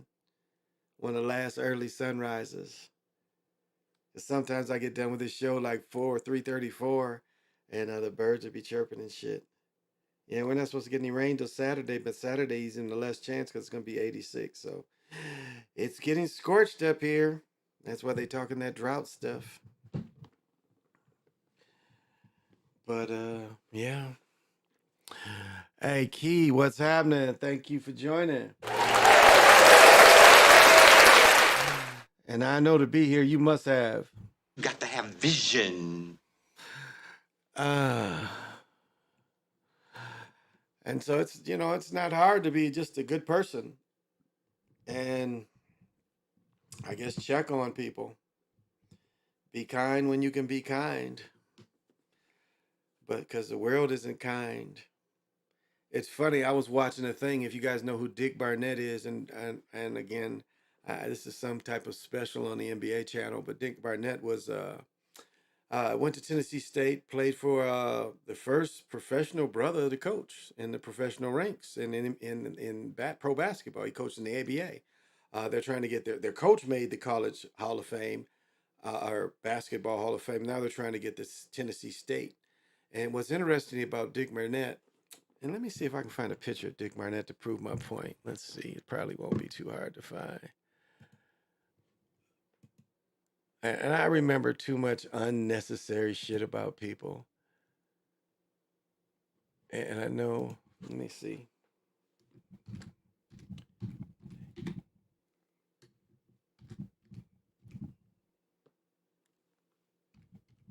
Pretty sure that's how you spell it. Might be one more T. Okay, this is a prime example. It's a couple. But people don't even do this. Hoopers don't do this anymore. Hoopers don't do this anymore. Kick their legs when they shoot. Most people just, be up and down. But I remember, cats in the 70s, 60s, and 70s would shoot like this. Like the last time I remember playing with my dad did this. It was I don't know. It was a group of guys that they did this. They would kick their legs like this when they shot. Instead of just keeping yourself long, you see how he's bent at the knees to shoot his jump shot. And this is another example. You see how he wouldn't shoot straight up? You see how he's bent? His legs are bent. Any more examples? I think this is him falling away. That's Willis Reed. But I remember this kind of stuff about people. And it's I remember a lot of people used to do this. I know this is hard to imagine, but a lot of people played their whole career, and he obviously played his whole career like this, shooting like this. But it wasn't just him. This was the style that people used to do. When they would shoot, they would curl their legs under themselves like this. And it's interesting that you don't see that anymore. You don't see that kind of thing anymore. Damn, is he holding all these balls with? Damn, he had some big ass hands. But you don't see that anymore. You don't see that kind of kicking your legs, And I remember this stuff about people. I remember dudes who I used to hoop with in junior high because everybody had a game. For some reason, if you look at development wise, if you put people 6th grade to 9th grade, or even 6th to 8th grade, but in my case, junior high was still 9th grade. I remember how guys, games develop. And it really seemed like ninth grade was where you could clearly see the lines of dudes who wasn't going to be hooping forever. Because the gym classes would be competitive. Like we'd have gym classes and we'd have a tournament of the different gym teams. And of course, my all 3 years, I would dominate whatever team I played on the 7th grade. My gym hour, we just dominated. I beat everybody. But you could just see that's where the thing separated. It's separated. The talent separated. Where dudes who just, and keep in mind, dudes start hooping in elementary school. And now, dudes play elementary AAU and stuff. But back then it was church ball, but it's funny, everybody could play. That's what's interesting. If you look back, I look back at it. I could point at all these dudes that if we played 5-on-5 or fight or we played half court, these guys would play. And then it just, it went away. Like it didn't, and I look at my cousin, he didn't make this, when he was in 8th grade, he didn't make the 8th grade team. I made it, he didn't. Even though he was taller than me and better than me. I went to camp, and I think that's why I made it. I think the coach told him because I went to camp. I guess they saw something in me, but it crushed him, and it changed him. And I cried. I told this story before. My cousin got cut, I cried, because it didn't make sense to me. I knew he was better than me. I had played with the nigga every day, and I knew he was better than me. And he was better than the other dude who made it too, because the coach's son, the high school coach's son made it too. We was the only 7th graders that made it. And I knew my cousin was definitely better than Kendall. And I knew he was better than me. And I thought it was unfair. But I remember little stupid things about people that most people forgot about guys. Here's a guy most people don't know anything about. Yeah, I might have to do a research. Let's go on this. See if we can find any of this guy. If this guy is still alive, he still probably shoots 1,000 jumpers a day. Oh yeah, here we go. Not his son. Yeah, here he goes.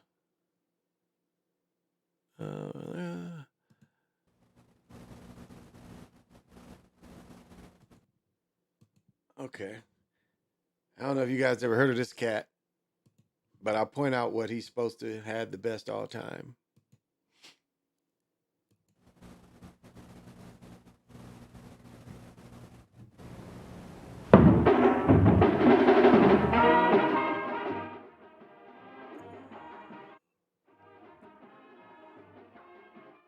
Oh, this is this motherfucking high school. Okay.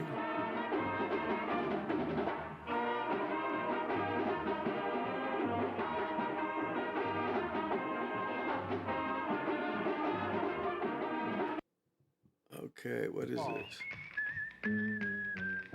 Oh no, I don't want to hear that. All right, this ain't what I want. This ain't what I want. This is Rick Mountain High School, and this is not what I want. I do not want Rick Mountain High School because I want Rick Mountain at Purdue. Because I can't prove my point. I think this shows it, though. This might show it. To prove my point. Yeah, this might be it. Mount and the Boilermakers faced a familiar foe. Two-time. Okay, let's catch this. Got them there. In the national championship, Mount and the Boilermakers faced a familiar foe. Two-time defending champion UCLA, coached by former Purdue great John Wooden. First 2 shots I hit. I concentrated so much, I never heard the crowd. Just to make this clear who they're playing in the championship game, if you guys didn't know, that is Lou Alcindor, later known Kareem Abdul-Jabbar. So Purdue is playing UCLA, and you know they didn't win. I never heard the crowd. And all of a sudden, I can hear the crowd. I don't know why. I can hear the crowd. And I missed my next 14 shots. Every great shooter has a game like that from time to time, no matter how great you are. Rick's. I'm not okay, maybe this is okay. Game like that. Nope, that ain't really showing it. The other one showed it better. Maybe I can get what I want to prove to here. Now miss my next four. All right. Rick Mount is supposedly had the best jump shot of all time. His technique.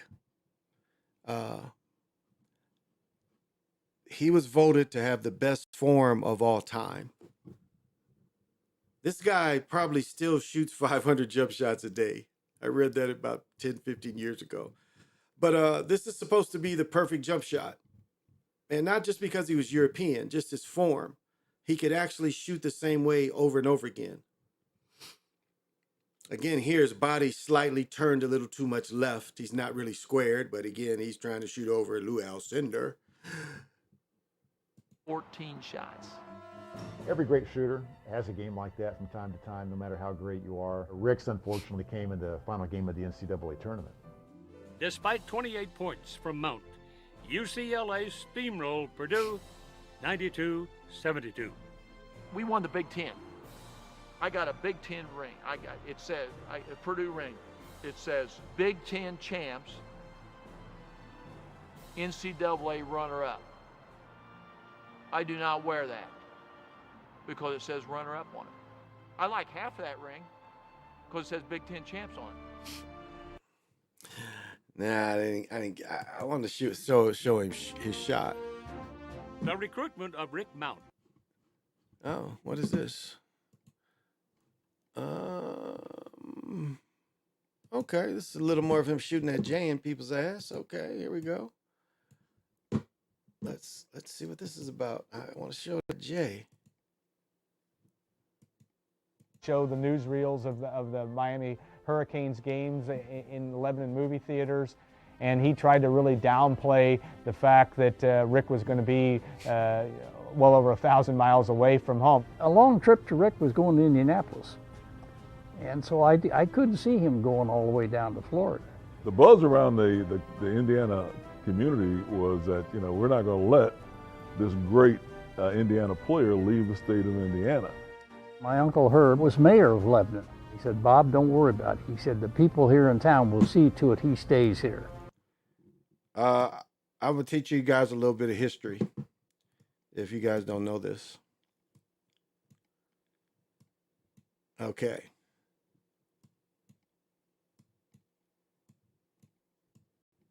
Oh, come on. Where is it? Right here. Okay, there's a little history lesson. If y'all don't know what you're looking at, a lot of you don't know what you're looking at. You're probably thinking these are just homes. But these are a particular period of homes, a time period of homes. This is what we call World War II homes. Because remember, we had over 3 million men serve in World War II. And when they came home, they had the VA, you know. And so what was done across America, this was done across America, but especially up here, is they built these little homes with the basements, 2-3 bedrooms, but mostly 2 bedrooms, 2 to 3 bedrooms. But these little small homes that they built, these are all over America. And you can tell the year they're built by just looking at this smallness. This is what, you know, they expected, you know, the baby boom to have 2 or 3 children. Again, most of these basements you could finish fairly cheap. But these are World War II homes, if you didn't know this little piece of history. When you see these little homes like this, they built these homes for the people that returned from World War II. So that's why you have all these World War II cookie cutter homes. Uncle Herb was mayor of Lebanon. He said, "Bob, don't worry about it." He said, "The people here in town will see to it he..." Okay, I don't give a fuck about all that. I want to see him shoot his J. City squad led by Billy Keller and Herm Gilliam. Rick was used to being the man, and in high school, he took every shot he wanted. The offense ran entirely through Rick, and he expected that to be the case at Purdue as well. Everybody's average went down when Rick came onto the varsity. And as a result of that, I think there were some issues that had to be dealt with on the team. There's a lot of people say, well, I was selfish. You know, no, I had to score. They didn't think I was a team player. The guys that score big, it's lonely What do we see here in this shot? It's lonely I had to score. Rick had to score. He had to shoot that J on them. Player. The guys that score big, Wow, okay. I don't know if you guys know what you're seeing here. The guy. Okay, look at this. One thing that's beautiful about his shot, and I don't know if you guys can really tell, but he shoots it off the highest point of release. And this is really beautiful form. I mean, again, they say Rick Mount had the best form of any player ever. And right here is a perfect example. He is at his highest. You see that? He was at his highest point. He jumped his highest and released it. No, many people can do this. Watch it again. Watch how high he releases it. I had to score. Look They at didn't think I was a when team he player. releases it. The guys that score You see big. that? You see how high he was when he released it? That's textbook. That's textbook. The guy. Again, look how high he's even going a little higher than this, but look at that. You want to get your vertical up as high as possible and then release it. Another one that was good at that was Len Bias. Len Bias was very good at that as well, releasing at the ball at its highest point.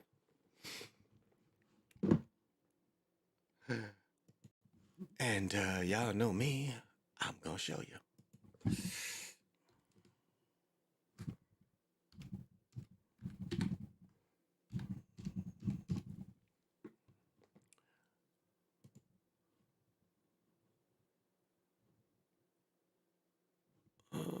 Okay. Hyundai Santa Fe versus Subaru. Yeah, should be pretty easy. They'll show him shoot a lot of jumpers. He shoots a lot of jumpers.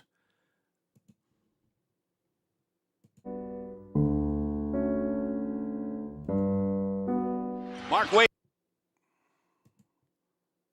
Okay, going baseline. Len blocked it. Here's Len. Dunk backwards. I've seen this shit so many times, but I want to see him shoot his jumper. I want to see him shoot his jumper to prove my point on how high he would release it. And that's why he was going to go in the league a better Adrian Branch. He was going to go in the league a better player than Jordan because he's already a established jump shooter. See if this is one I can catch. Nah, it's just the alley-oop over everybody. Kenny Smith. Jordan's gone by here. Darty might still be in Carolina. Another one, back pick. The black and gold jerseys was nice.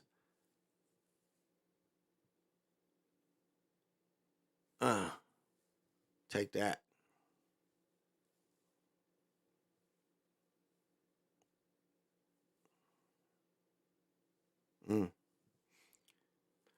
Come on, shoot a jumper. Shoot a jumper.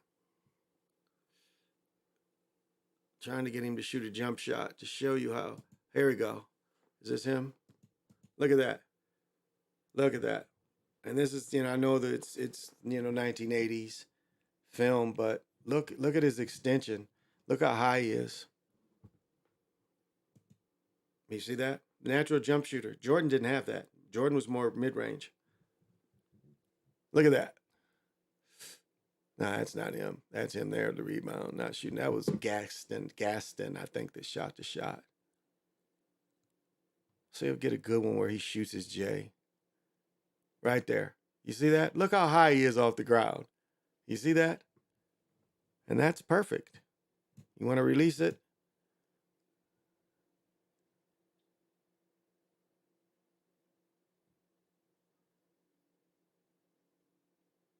You look at that. You want to be the top of your jump. And you see as the defender's going, he's kind of still going up. But look at that. Look at that. See, the defender's already coming down. Look at that. He's at the highest of his jump, and he releases. See that? Jordan shot the ball in front of himself. So he had to work on his jump shot. Again, he shoots at his highest release.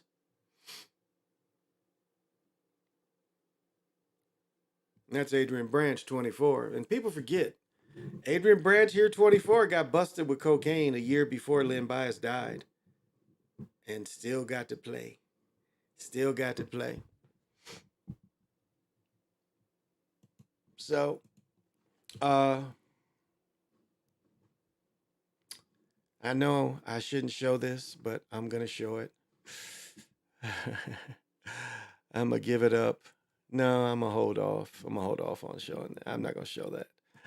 I'm not gonna show. I'm gonna hold off and keep that for myself. I'll bring that out another day. Solid release. Yeah, I was thinking it looks like Lynn Bias. D-Land, what's happening?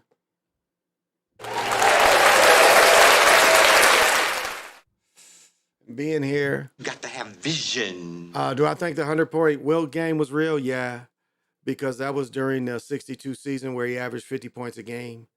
Remember, he scored 80. He scored 70. You remember James Harden was breaking his records, but he averaged 50 points a game. So to average 50 points for 82 games or 80, I think it's 82 games. You have to score 70 a bunch of times. You have to score. See, people forget what a phenomenal athlete this guy was, and the offensive juggernaut. Wilt played like the first championship he won. He played more minutes than the minutes was allowed in the season. What is it, 48 minutes? He played like 50 minutes that season because of the overtime. Didn't want to come out and didn't really have any major injuries. He had some nagging injuries. He broke his hand. He had a little knee injury like later in his 14th, 13th, 14th year or 12th or 13th year. I only think he played 13.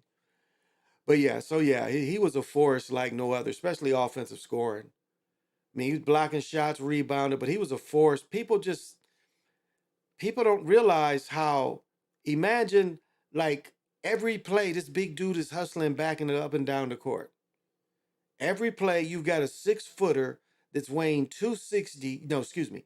Every play, you have a 7-footer that weighs 270, and he's beating everybody up and down the court.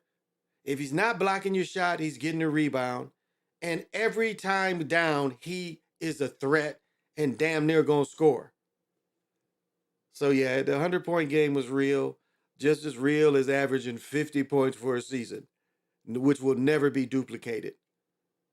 And, we know that, okay, and this is I know that is you can still fix games like that, though. Despite him scoring 70, you can still fix games. Because, again, he was just winning the regular season. He was winning the scoring title. But those seasons, he was getting beat by Boston. Boston, they was under the guise of they had a better team. So, yeah. Wilt, people don't appreciate how dominating. Because, like, we look at Michael Jordan and think he dominated the league. No, he didn't. No one's ever dominated like Wilt. Not even Shaq. Not even Shaq. And again, you have to look at his times. Granted, it was probably only 10 or 11 teams, but it was other 7-footers. Remember, Wilt Chamberlain started playing pro basketball in junior high. You can find where he was playing pro basketball under other alias names. As early as 7th grade, Wilt was already playing pro basketball, dominating, scoring 30, 40, 50 points in these semi-pro games under alias names. You can find these articles. It had to be Wilt. And if you look at the year, Wilt was like 7th, 8th grade doing this. So yeah, Wilt was an offensive player like there was no other. I mean, a guaranteed hustle dunk or move the offense dunk every play. Every play. So yeah, people don't understand it. Again, in getting every rebound. I mean, that's the battle him and Bill Russell would have. If Bill Russell, Wilt may have 50 points, but Bill gonna have about 30 rebounds. So if everything they miss, Bill's grabbing it. But on the other hand, with Wilt, every missed shot, Wilt was grabbing the defensive rebounds. So he wasn't just giving you 50 plus. He was giving you, I think he averaged 20 rebounds, something like 20 rebounds that year. So yeah, it did.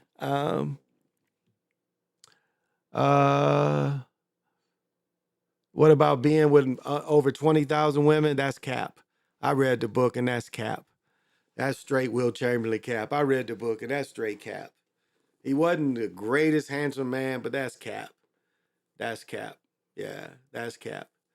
Isaiah, top point guard. Yeah, Isaiah is behind Magic. I don't know who you would put over him behind Magic. Who would you put over Isaiah behind Magic as a point guard? There's no one else. Not Steve Nash, not Stockton. Stockton never won a title. Steve Nash never won a title. So who do you put over Isaiah? Iverson? And in all reality, very similar players, but Iverson was really more of a 2 than a 1. So I don't put Iverson over Isaiah. No, maybe Iverson would be behind Isaiah, but I wouldn't put Iverson over Isaiah. Isaiah won what, two championships in a row, All Pro, numerous. So yeah, I put Isaiah behind Magic. So because of the championships, I put him over Iverson. So I think so. Jason Kidd, yeah, not the same kind of dominance as Isaiah. Jason Kidd was more Magic, like a replay of a shorter Magic. Not as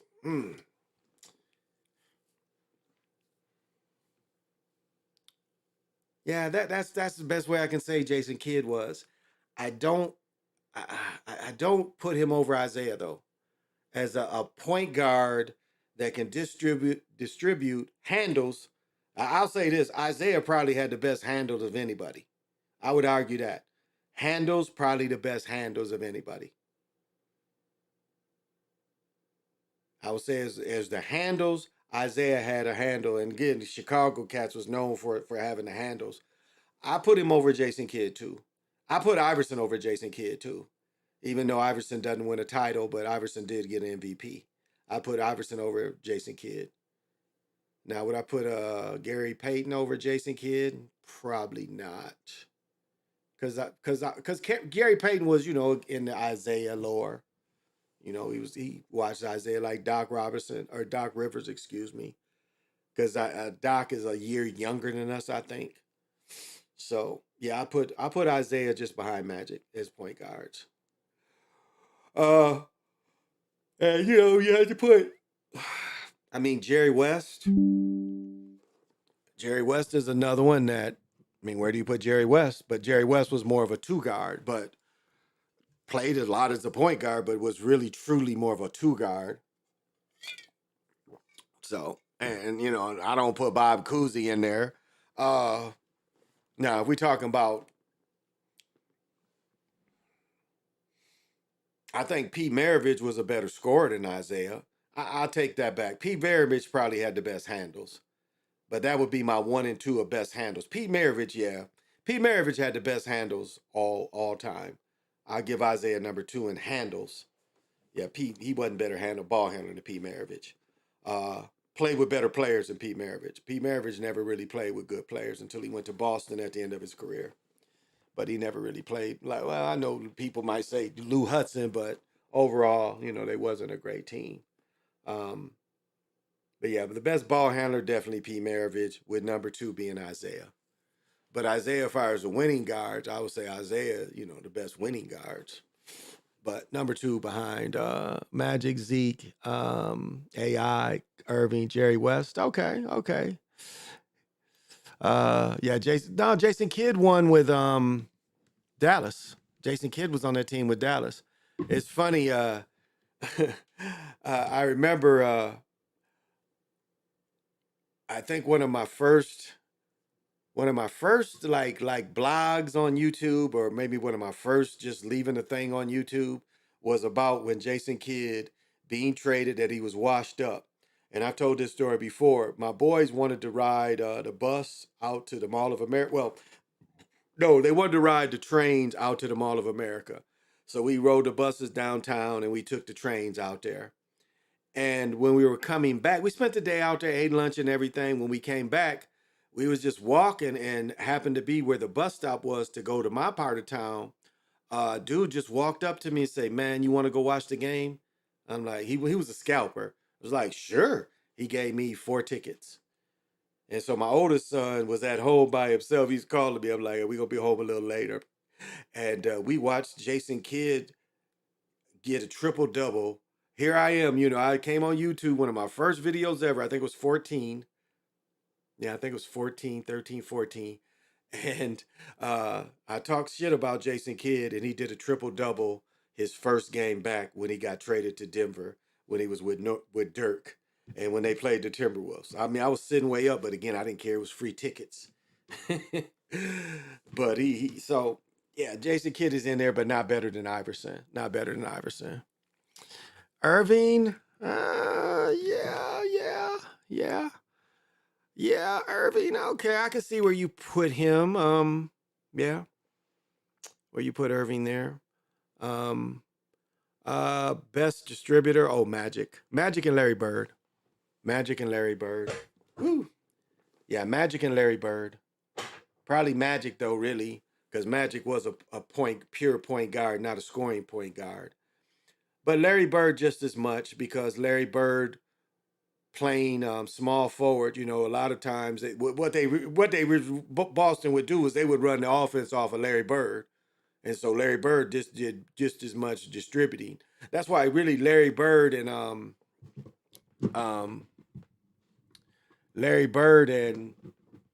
oh, okay, I see why it's doing that. Yeah, I don't want. Yeah, that's why Larry Bird and Bill Walton work so good together, because Larry Bird could cut, and Bill Walton was so good at last minute passes. I have to give it to him when I watched the film. Really good at last minute pass. One of the best centers at getting the ball at the very, the perfect spot. Bill Walton was good at that. And when Larry Bird played with Bill Walton could still do that on hurt feet. But Magic, and I say Larry Bird be number 2. Now, for saying like one season, who was the best distributor and scorer would probably be Nate Archibald. Because remember, Nate Archibald is one of the only cats that led the league in assists and scoring the same year. And so somewhere, he's kind of in there too as one of the best distributors, especially for one season. We break down one season, we'd have to say that Nate Archibald had one of the best ever as a ball distributor scorer of any all time to lead the league in assists and scoring. So it shows you that I bet if they had his on court assessment, your on court the way you score, his shit was probably 900% or some shit like that. Because again, if he wasn't scoring, he was giving the ball to somebody who scored, and that's what you want in a point guard. If he's not scoring, he's setting up someone who's going to score. So you can't want better than that. So one season, now again, Magic and Larry Bird had the championships, but if you look at one season, you gotta, look at Nate Archibald's season of leading the league in scoring and assists is one of the best ever. There's no doubt about that. But overall, for a career, Magic and Bird, no way. And what people, and I'm gonna say this I've said this many times about 70s basketball, 60s and really 70s. 70s basketball became so efficient. The players became so good, whoever got the ball could randomly score. And that wasn't the way that the Europeans was used to seeing ball. They was used to seeing people pass and running plays, but literally when brothers took over the NBA, and a lot of it came right after the merger, but the true was like the merger wasn't until 77, remember that. But when you hit 74, 75, it was the brothers were starting to take over. The league was so efficient, almost everybody. I mean, think about every time Kareem got the ball, he scored. And that's how the league became. The league became efficient. So it was really not pass. It's like whoever got the ball could score. And the defense really couldn't slow them down, despite hand checking and all that. And so, a lot of purists didn't think it was a pure type of basketball. But that's what it was. Watch 70s game. Watch whoever gets the ball. Watch them score. And again, the games have always been fixed, but that's how efficient players was. It was probably some of the most efficient basketball ever. Again, a lot of one-on-one basketball, but on the other hand, efficient basketball. And so when Larry Bird and Magic came in, Magic was looking not to really pass. Magic, I've said this many times as I talk shit about Dr. Tucker, the no-look pass and all that stuff was Dr. Tucker that Magic picked up from playing ball with Tuck. Because Tuck would do the no-look pass too, and Magic picked that up in his game. Magic just, made it better. But that was, what growing up and watching both of them do that and seeing Dr. Tucker do it first when he would play in the Pro-Am leagues in the summer. That was one of his moves. Look away and pass away. And Dr. Tucker was one that would kick his legs up when he shot his shot. But he would kick his legs up and look one way and then pass it the other way. And I remember sitting with a dude, well, I played with Tuck and Tuck. Yeah, but I'm like, well, I've watched Tuck play too, buddy. And that's what I watched him do. Well, he did kind of hit us sometimes, but I think that Magic learned that from Tucker. So that's what I think. So Strickland was nice, I'm going to tell you why I don't like Strickland. Let me tell you why I don't like Strickland. And y'all remember what Strickland did when David Robinson had Dennis Rodman and they was in the playoffs. And I want to say they was playing Barkley, but whoever they was playing, and I don't know, he threw one of the worst turnovers in the history of basketball. During a peak time, game-winning pass, he literally turns so he's facing the other hoop at his free throw. He's on the elbow, all right? He's on the elbow. He's facing the other way. So he's not facing his basket. He's facing the other way, and he literally throws the ball over his head to out of bounds.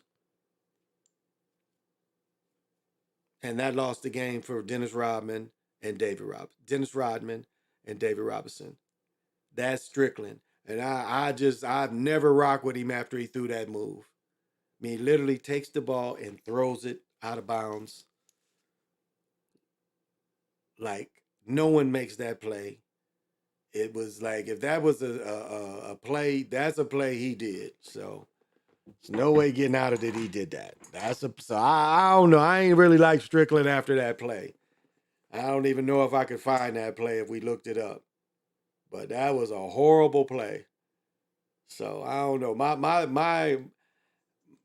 That's how I look at his game. His game has been like kind of trash to me since that play. So maybe I just didn't appreciate the rest of his game. But it was hard to forgive him for doing that. Because that was a decent team.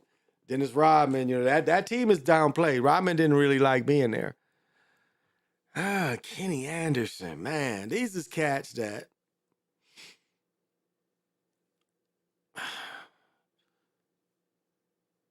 so, like, I'm going to tell you, the same basketball player, Kenny Anderson, Marbury, Strickland, Booger, what was Booger's name? All them cats was the same dude.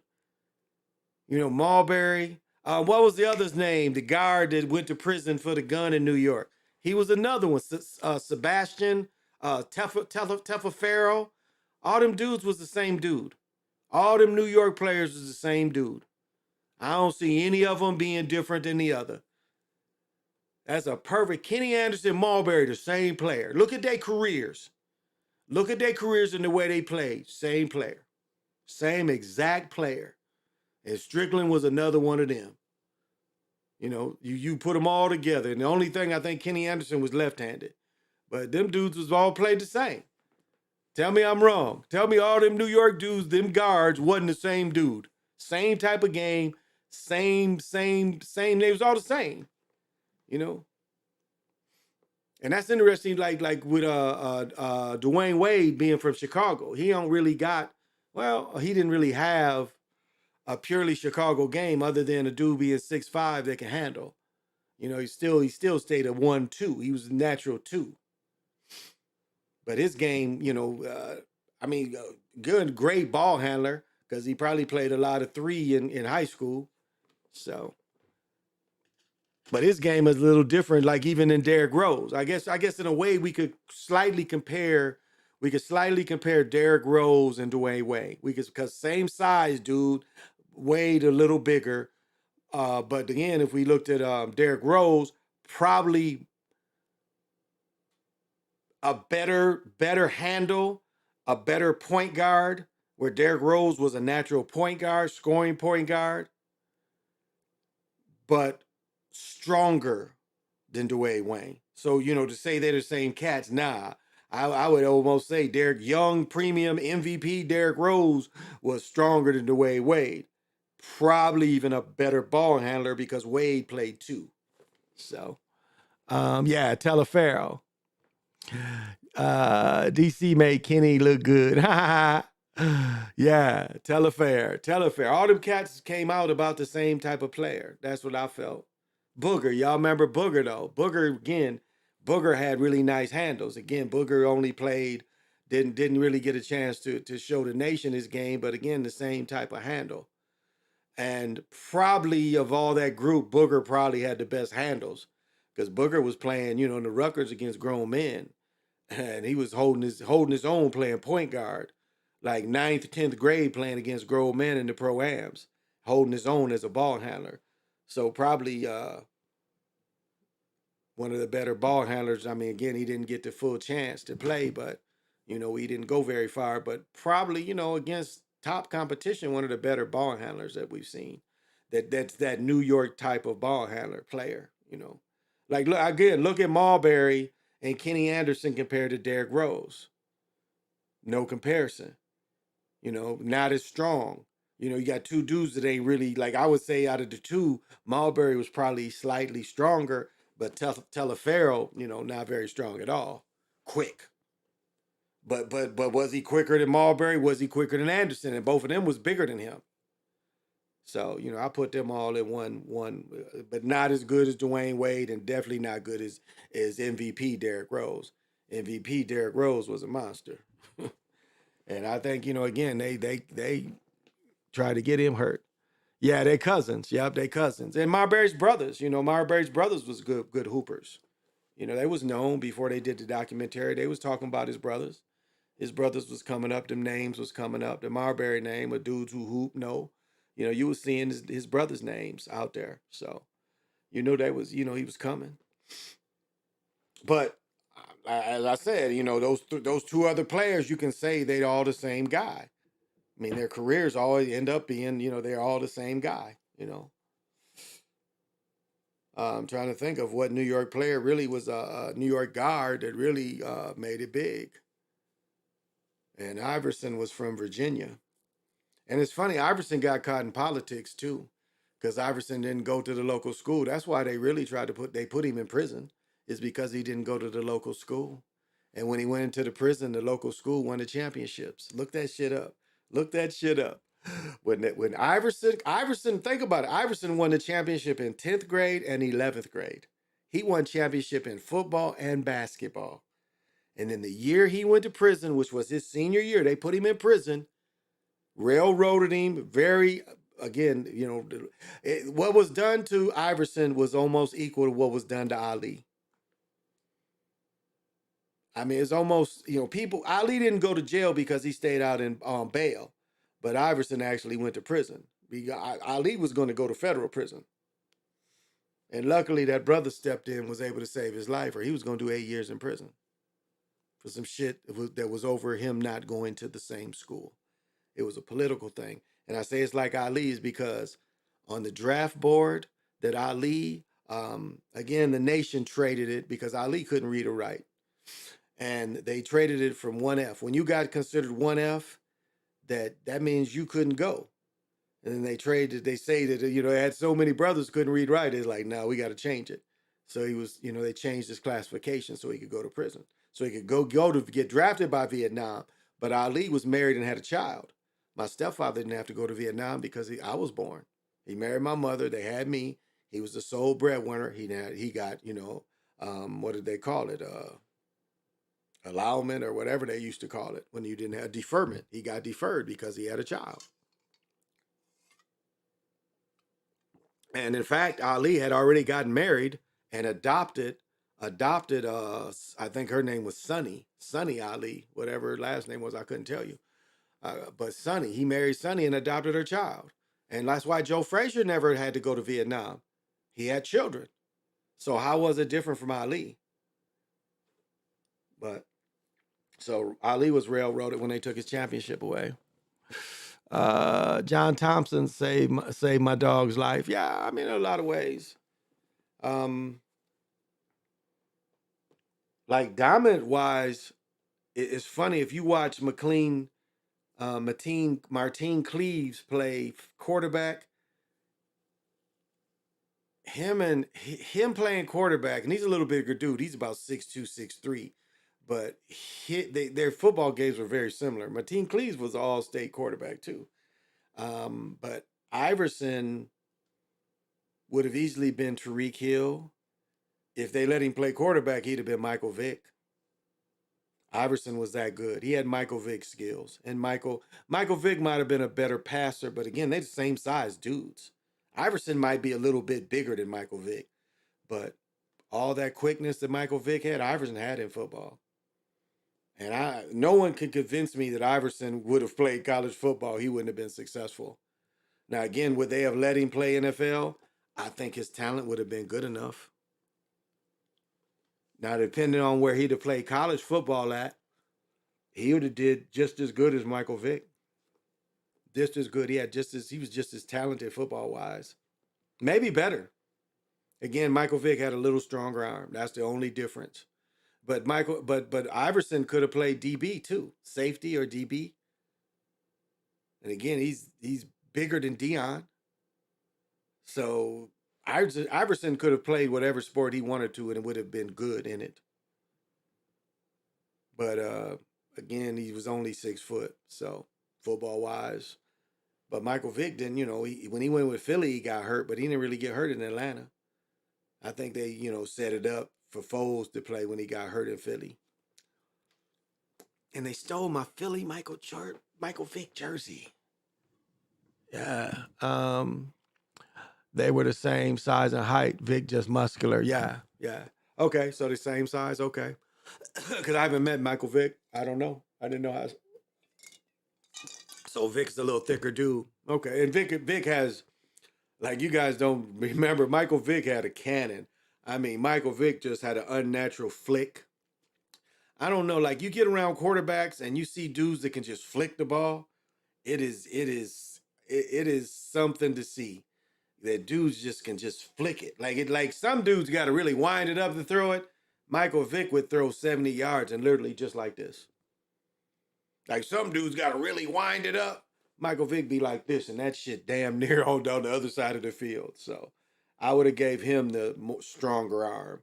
But far as quickness, he would have been just as quick if given the chance. Given the chance. Again, you got to be given the chance. So. Yeah. Big like a cannon. Yeah. He was in a no-win situation. He really was. Marcus Vick was in a no-win situation. It was hard to try to be his brother, and you see all the ways he failed. I mean, he got in trouble in college. It's hard to live in somebody's shadow sometimes, I mean, I feel so bad for my brother, trying to, when I left and then, being in the high school and, people, having expectations of him playing basketball is so unrealistic. It's just so unrealistic. Instead of letting him be his own self, he's playing basketball and everybody, is comparing him to me because he's my brother. And that had to be hard because he wasn't me, and that had to be hard, having to live in that. And competing, everybody, saying, you playing like your brother. And that had to be hard. And then trying to live up to that has to be impossible.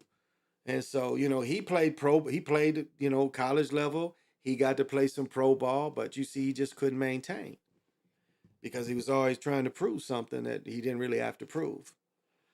So it's hard, sometimes trying to, live up to what your sibling did. It's hard.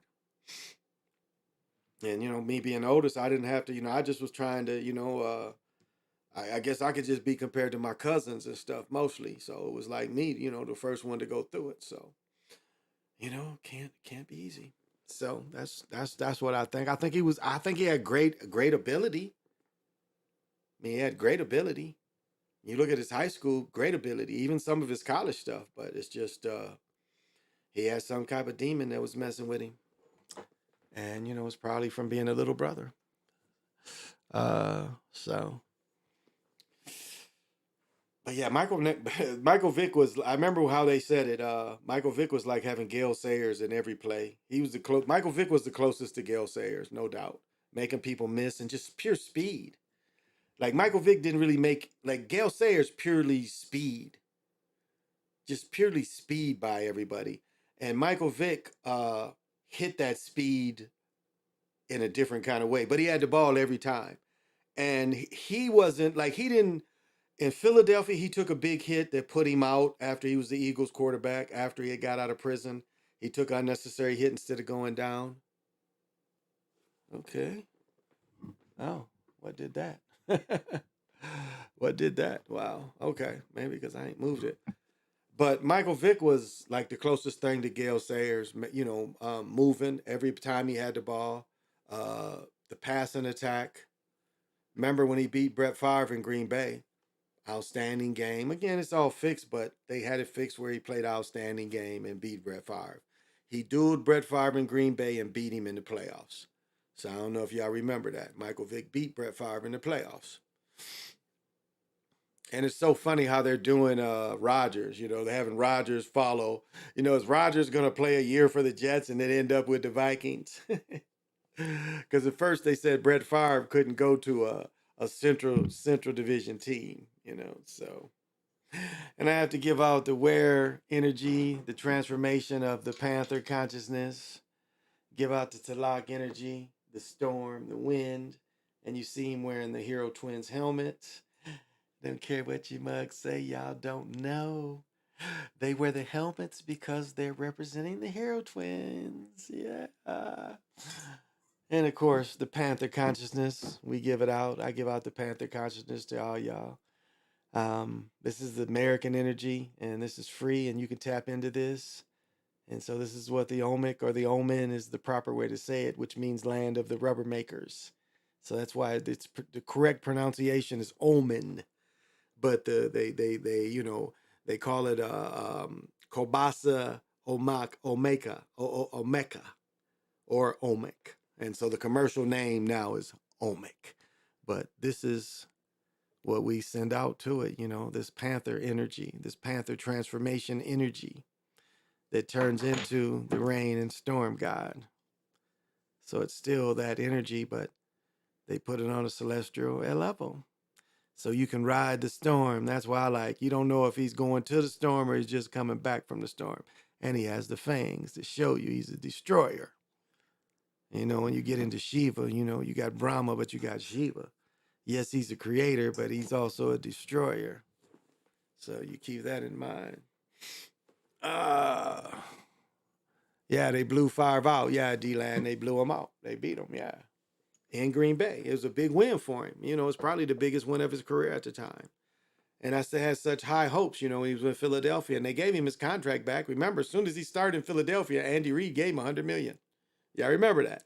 His contract before that was $100 million when they reinstated him. And, his thing was a shaming. That's all. It was a shaming. Because it was two other dudes that it was their second time dogfighting. This was just Michael Vick's first offense, and he goes to prison. And again, why didn't you work out in prison? You could never throw a pass in prison? That's why I didn't get out. They got a whole movie about, prison football. And you telling me there's people in prison that that mind it? You telling me you couldn't work out in 6-7 months? You couldn't work out in prison? They didn't let you throw the football? There's nowhere you could throw the football there.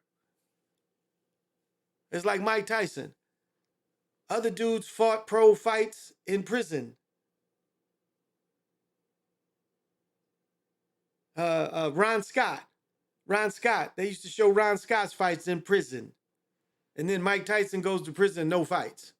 How come? How come? The perfect place for a person to work out, yet they didn't let him fight. But they let other dudes fight in prison and showed when Ron Scott was fighting, they put TV, they put ABC, this ESPN now, they put Wild World of Sports in the prison. They showed Ron Scott fight in prison.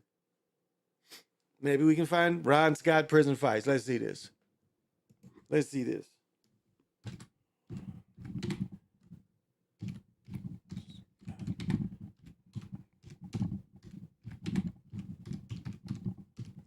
Let's see. His name's not coming up. Nope. No, this ain't coming up right. Okay. Wrong name. What was his name? Not Ron Scott. I got the wrong name. It's going to take me, let's see. Oh, here we go.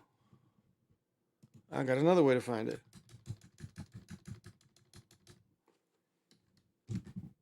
Wild World of Sports Prison Boxing.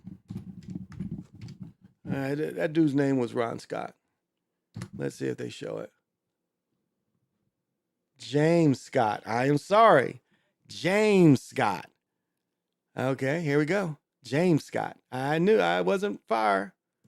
Okay, here we go. James Scott fighting in prison. I called him Ron Scott. I knew I was wrong.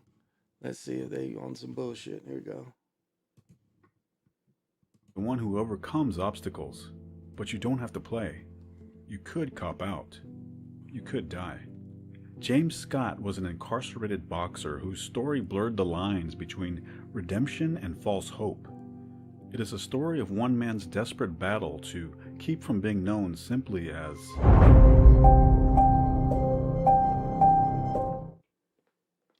James Scott was born on October 17, 1947 in Newark, New Jersey, and was the eldest of 10 children. Ours was a typical black family, Scott said. My mother was on welfare. The marriage broke up, so the children sought an image elsewhere. I wasn't attracted to pimps or narcotic dealers. I was attracted to the gangs and their leaders. Scott would drop out of school in the 7th grade. At 13, he would be arrested and sent to the Jamesburg Home for Boys on the charge of truancy. For the next 5 years, he ricocheted around different New Jersey juvenile reformatories like Annandale and Bordentown. These reform schools had boxing programs, and the sport became something Scott could focus on.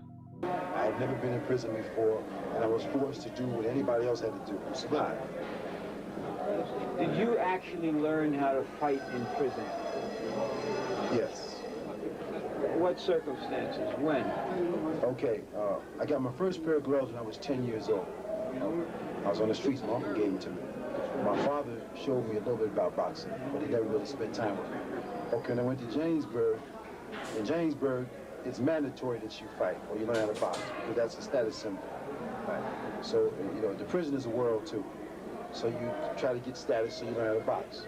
I went to Annandale. They had boxing gloves in Annandale, and they had matches in Annandale, 3-minute rounds. Right, so I boxed in Sam. Showing me. When I went to Bordentown, I had Showing Ron Scott. My first 5 amateur fights. I won 3. I lost 2. Okay, that was my first experience. And one of the things that thrilled me is I always thought I could be a little better than another guy. Watching the guys do it, I thought it was a little more exciting. Something that the crowd wanted to see, that slam, bang, toe-to-toe. Called the Vroom Building, an asylum for the criminally insane. I spent 15 months in the Vroom Building, and my trainer was down there. And I spent 15 months down there. That's the worst place I've ever been in my life. And I spent down there, and that gave me a chance to think. I think when a man is forced with thought, you know, under adversity, you're forced to think. That's when you begin to realize what are you going to do and what you have to do. And I think it was then that I really decided I've got to get a chance. I just got to make it, you know. I can't quit now. Inside the Vroom Building, he would meet Al Dickens, a former boxing champion who was serving 50 years for an armed robbery himself. Dickens took the young Scott under his wing, not only teaching him the finer points of the sweet science, but instilling the idea that boxing could be Scott's ticket to a better life. But Scott didn't listen. He would be released from prison and then immediately arrested again on another robbery charge. Sent back to the Vroom Building, Scott then decided to take Dickens at his word, and he focused on becoming a boxer. His introduction to prison boxing would be a trial by fire, as his first sparring partner would be Reuben Hurricane Carter, the now incarcerated former top middleweight contender. Scott would be one of only a few prisoners who would be able to last a full 3 rounds against the hard-hitting Hurricane. The hard-fought sessions would pay off as Scott would go on to win the state prison championship. His reputation grew to the point where prospective challengers in the prison system would turn down fights against him. By 1974, Scott would be paroled, and he set his sights on becoming a professional prizefighter. Scott called numerous fight managers and promoters around the country. Finally, a Miami architect named Murray Gabby took a chance on him. His brother Dan had political influence in New Jersey, and the two were able to get Scott paroled out of state to Florida. Scott was now 26 years old and strolled into the Chris Dundee-owned 5th Street Gym in Miami, ready to fight. Dr. Ferdy Pacheco, a gym regular. Chris Dundee. Chris Dundee is Angelo Dundee's brother, if you didn't know. Angela, this is Ali's gym. This is the gym Ali trained in Miami. Said that Scott wasn't dressed like a fighter, coming in with basketball shoes and cut-off denims.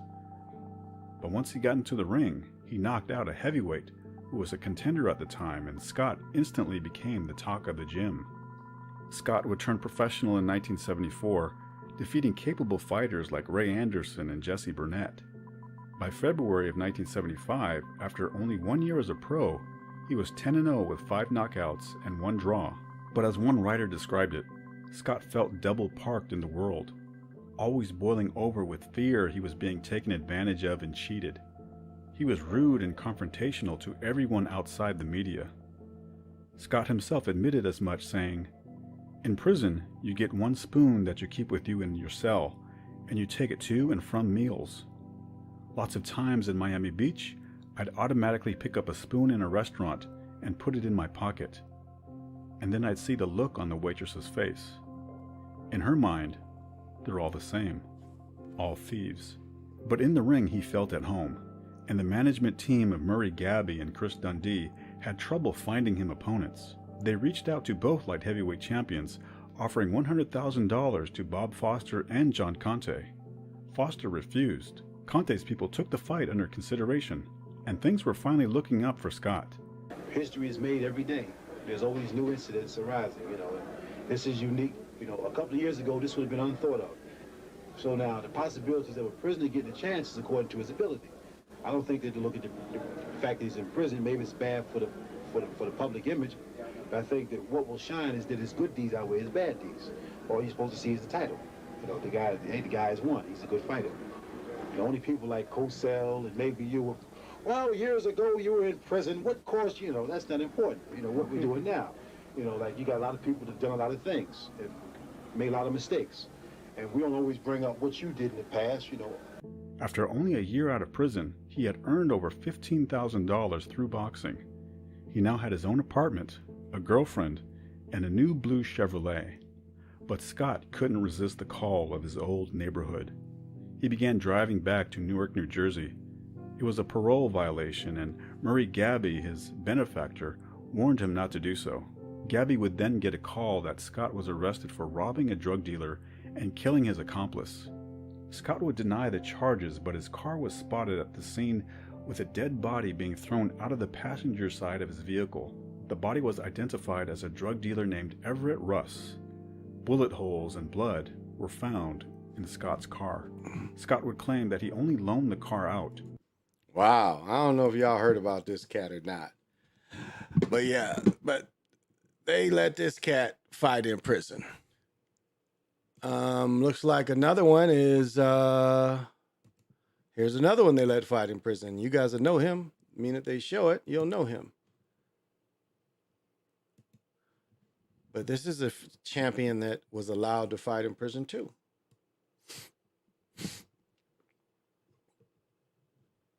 And as soon as it starts.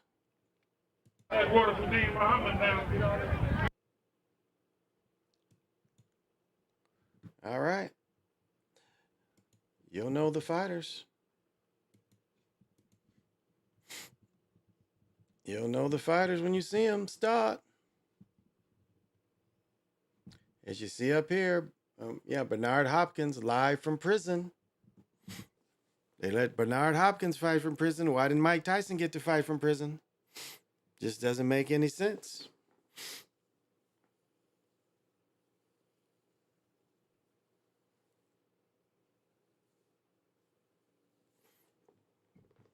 So it wasn't. So I never understood that. I thought it was a perfect place for a boxer to go to have some discipline. But yeah, they didn't. What's the other guy's name I was looking for?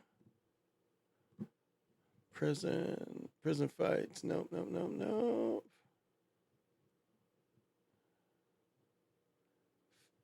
Fist fight after jail. First fight after jail. Who's Foreman fighting? Here's this Ali Foreman. Oh, Foreman Norton. Yeah, that was a fixed fight. Foreman Norton was definitely a fixed fight. Norton Tommy Morrison was a fixed fight.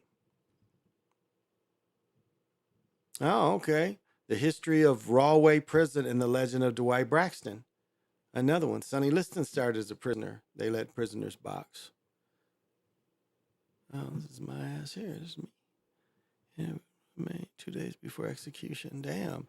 Interview with death row inmate Nikki Jenkins 2 days before execution. Damn. His last words before being killed in front of his daughter. I don't want to see that. I do not want to see that. But yeah, let's see. Dwight Braxton. His name is something else now. I tell you, I didn't think Spinks beat Braxton. I've talked about that before. They fought and I had the sound off. And I thought Braxton, look at this wicked ass looking prison, y'all. This is some wicked shit. Look at that. Got the different wings of the prison. Guards up in here. Okay, where is it? One of our institutions in communicating his grievances to the man up front, the man who sets the policy and no crime to be here in prison. The crime was committed against me. I refuse to be treated as a criminal. I refuse to be treated as a non-entity. I am somebody. I'm a human being. Around 1969, at 22 years old, a man named James Scott was convicted of an armed robbery that happened a year earlier. James also ended up getting sentenced to hard time in Rahway. While serving time, he met Albert Dickens, who was already serving a 50-year sentence for his part in an armed robbery that was associated with the violent members of the New World of Islam.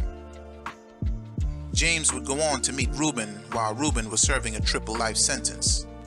Being around these type of further And could you just briefly summarize exactly what you saw and what happened, if you could, please?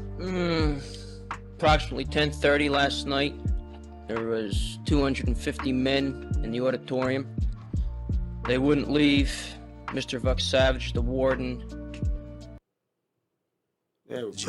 But after a dozen guards received injuries from fists and feet, chairs and stabbings. So the guards got messed up. While in prison, he would become interested in the boxing program, and here is where he learned how to fight. Looking at the guys on the outside that were ranked in the World Boxing Association, he would say to himself, I could beat that guy. When you come in, right, you have to even get adapted, all over. I don't know how many times you've been back here. You still got to get adapted all over again because it's unreal, it's unnatural. And when you come in, the cell closes, and you can't get up and just walk out when you want to. And then there's going to be moments when the thought's going to hit you. They tell you, keep your mind off the street.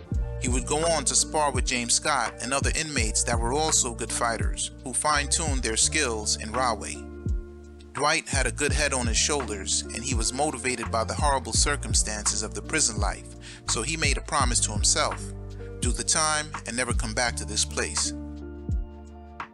Boxing wasn't the only talent that came out of Rahway. While on a visit to Rahway, a Motown artist and producer, George Kerr, heard some R&B voices that he knew were special. He got permission from the state and came back with a mobile studio and recorded an album by the inmates. by the Escorts, which was released in 1973. Huh, never heard of that. In January 1974, James Scott was released from Rahway on a work parole program.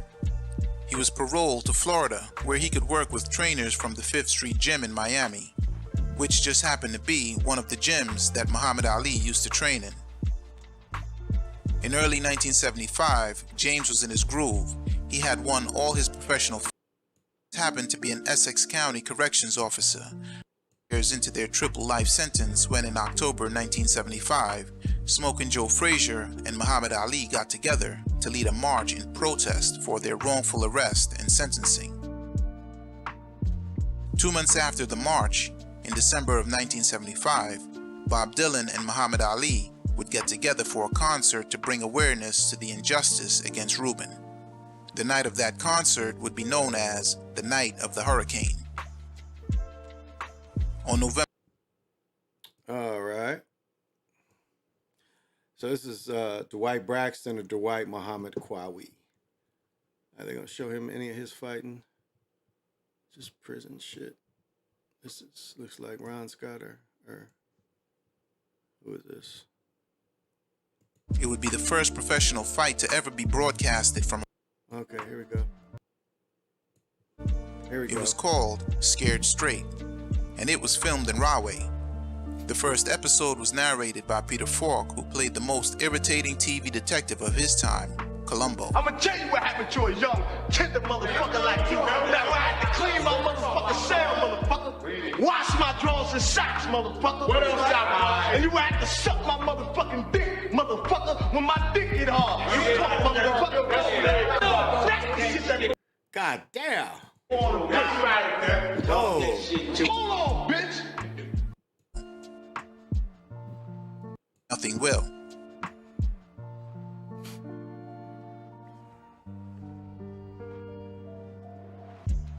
In October, James Scott would have one of the biggest nights of his career. He made history. His manager negotiated a fight with the #1 ranked light heavyweight in the world, Eddie the Flame Gregory. In the same auditorium where the riots took place, James, also known as inmate 57735, was ready. This was a big deal. It would be the first professional fight to ever be broadcasted from a prison. HBO Sports wanted in. They decided to broadcast the fight live with the headlines, "Boxing Behind Bars." Here we are with my... If you guys don't know who, where was he? Where was he? Right here. I believe this is James Dillon's father. He's the one that invented HBO, and I'm pretty sure this is the owner of the New York Knicks. This is Donovan. This is his father. This is the one. This is why the guy who owns the New York Knicks owns the Madison Square Garden. His daddy invented HBO. So let's go. Fight live with the headlines, "Boxing Behind Bars." Here we are with my two colleagues, Don Dunphy, the well-known blow-by-blow announcer, and Sugar Ray Leonard, the welterweight contender. James Scott is a devastating puncher, but as the rounds progress, you will see that Eddie Gregory's experience will take its toll. Ladies and gentlemen, your attention please. The winner by unanimous decision, James Scott. The fight lasted a full 12 rounds with James as the winner. James would go on to fight his professional opponents from behind bars. In 1981, Qawi would return to a place where he swore he would never go back, Rahway. On September 5th, he would fight against his old sparring partner, James Scott. Qawi proved too much of a match for James and would go on to win a unanimous decision, as James had other things on his mind, like the new trial for his old case at Scudder Homes. James was already serving 30 years for the robbery, but this time around he would be found guilty for the murder of Everett and sentenced to life in prison. Damn, that was the end of him. Wow. I did not realize that. At the end of that year, after serving 15 years in prison for a crime he didn't commit. And then we know he got out. Wow. Wow. Wow. So you see my point? Why didn't Mike Tyson get allowed this? He went to the wrong prison? Is that what everybody's going to say? He went to the wrong prison? Can't be the case. Can't be the case. Wow. I did not realize that. Oh. Yeah, he did. Yeah, he did. Now he got hurt. Let me see. Mike Vick had an ankle injury before he got locked up. Huh? Okay. Yeah, he did get hurt with the Falcons. Jamal Lewis being knocked trying to middleman some bricks. Jamal Lewis getting knocked trying to middleman some bricks. Wow. Yeah, really? Jamal Lewis? I didn't hear about that.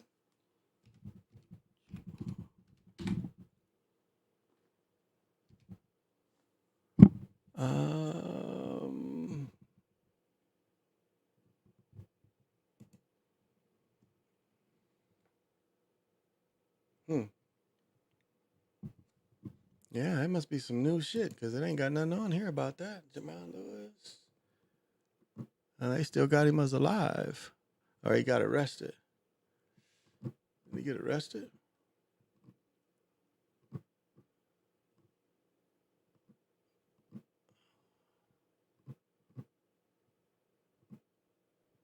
Yeah, he was born in 79. Okay. Yeah, I hadn't heard anything about that. Wow. Well, I didn't hear about that. Did not hear about that. But that's my point about Mike Tyson. Like Mike Tyson, why, it was done before. And since it was done before, why wasn't it allowed? That's what I didn't understand about Mike Tyson. Like being in prison is a perfect time to stay in shape. And I didn't understand about Michael Vick. Like, why wouldn't they let him throw the ball? Why wouldn't he have a workout regimen? It's like he's got a personal trainer. He had enough money to bring the best food in there that he wanted, his own food. Because if you can pay for it, you can bring your own food in there, get better food, and you can work out. So why didn't they both? But Mike Tyson is the special one. And remember, Mike Tyson was taken there. Don King set Mike Tyson up to go to prison. And it's very clear and easy to see. I mean, Mike Tyson's plan with Robin Givens and her mama was to steal money from him and try to get him to prison. Have his, what do you call it? You can sign over your rights, your business rights to someone. And that's what Mike Tyson did. And Don King was able to steal $100 million that he only had to pay, roughly $20 million back while Mike Tyson was in prison. And he put Mike Tyson in prison because he knew the way Mike acted. And they again, watch the video. They put Mike where that girl is rehearsing. And they knew the type of girl that Mike liked. And that whole thing was set up. Again, remember, a week before, before Mike Tyson went to prison, an attorney named Black got off the Kennedy boy. The Kennedy boy got off for rape. Mike Tyson don't get that prison. Roy Black, I think was his name. Mike Tyson doesn't get that lawyer. That never made sense to me. You got money to get the best lawyer. Don King gave him a non-trial lawyer. Look up who Mike Tyson's lawyer was. He wasn't a trial lawyer. So they was gonna put, and in a state that was very hard. It was the perfect storm. And Don King set that up, manipulated Mike so he could take his money. And that's why Mike Tyson went to prison. Because Mike Tyson got away with a lot of shit. And they knew they put him in that state, and that girl made those charges against him, that it would stick and they put him in prison. And Mike Tyson, power of attorney is called. He gave Don King power of attorney. And Robin Givens got her slice. Again, it's very doubtful that that's a woman, Robin Givens. I mean, it's very doubtful. You look at her now. That looks like a manly man. Like Madam, the little doll Madam. So, I don't know, y'all. Well, I probably should get off. I've been 3 hours. I might stay up for 3 hours and go play pickleball and sleep later. I ain't got shit to do today. Ain't no games on. And, yeah. Saw kind of cats that, you know, was once had some greatness and it's worth highlighting. I'll, you know, try to come up with that. Because I know a lot of y'all probably didn't know that brother boxed in prison. And it was allowed. A lot of people don't probably even know that kind of thing was even allowed. So, you know, tomorrow night is my night off. So I probably, maybe if I, you know, get a little rest, I'll do a daylight show, but I don't know. Hopefully I can get my ass up in 4 hours and go play pickleball. Maybe even 3 hours. Go rest and go play pickleball. Play in the morning because it's going to be too damn hot tomorrow afternoon. So grab me a bunch of water, shoot over and play some pickleball early with all the old folks and, you know, keep my activity up and, you know, keep my good lookingness up. Well, y'all, I think I'm gonna cut it right here. Again, thank you for the support. Whoever watches this win, I appreciate it. You know, remember, I am the most successful man that only makes $360 a year. Yeah. The most successful man in the world that only makes $360. I make the most out of my 360. You better believe every penny is put to good use. So thank you. And this has been the Chocolate Mountain Show. I've been your super funky hero for these last 3 hours. Thank you for joining me. And definitely till we meet again, say less. For those of you that dig the sounds, here they go. Ooh, let's cut it here. Ooh.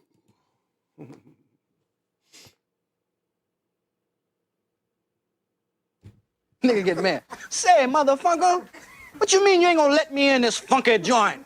Much money I done spent in here, nigga. I knew your mama when she was hoeing. Hump, baby. Shit, bet I do it over time. Say that, nigga. Shit. Bet the bar, off time. Shit, boy, I'm trying to make me some money. Boy, I'm hungry as a hog need slop Jesus.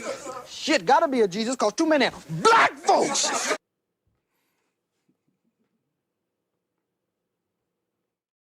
For what he has, he says that the only way that we can solve our problem is to unite together among ourselves, among our own kind, clean ourselves up, rid ourselves of the evils that we've become addicted to here in this society, and try and off my dome, this off my dome, off my dome, this off my dome, this off my dome.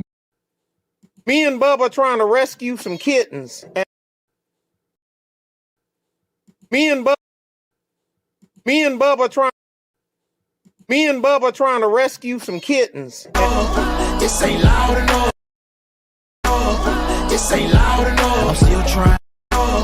This ain't loud enough. I just left a light in this bitch. Fuck up. Move the fuck back. I just left a light in this. This ain't loud enough. Fuck up. Move the fuck back. This ain't loud enough. I'm still trying. You don't understand.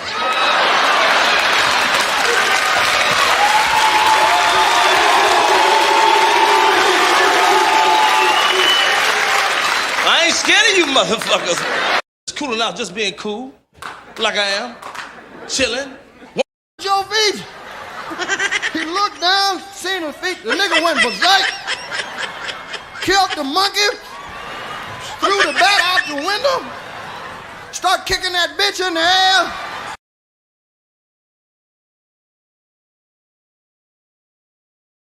You're a philosopher? Yes. You're a philosopher? Yes. You're a philosopher? Yes. You're a philosopher? Yes. You're a philosopher? Yes. I think very deeply. I think very deeply. I mean TikTok. I mean TikTok. I mean TikTok. I mean TikTok. I mean TikTok. Damn white boys out there Most of them is psychopaths and all that. They'll kill your mama's mama, and you. Decent white folk that still don't know they're racist.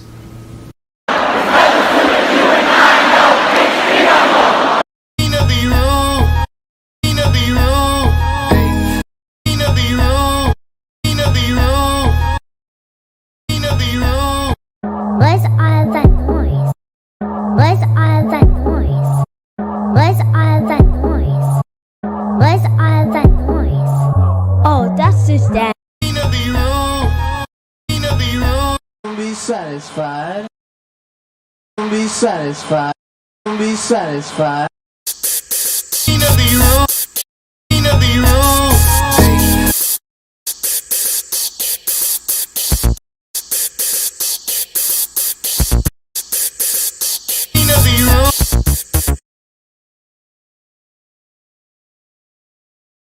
Used to snort cocaine, now I fiend for the check. Used to snort cocaine, now I fiend for the check. Used to snort cocaine, now I fiend for the check. Used to snort cocaine, now I fiend for the check. Your lines are still open. Oh shit, you can get it, nigga. You wanna get it? It all breaks down to what does this mean to me? What does this event mean to me? I think we How does this event affect my thinking? I think we OD. The Chinese platform, you already know they don't give a fuck about your black ass. The Chinese platform, you already know they don't give a fuck about your black ass. And then Baby, I'm a walking dead man, is what they call me when I hit the loot juice. It pulls up in the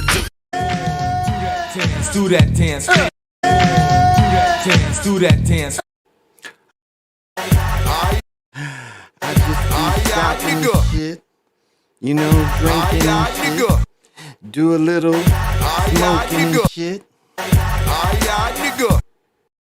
I'm legendary in this motherfucker. I'm legendary in this motherfucker. I'm legendary in this motherfucker.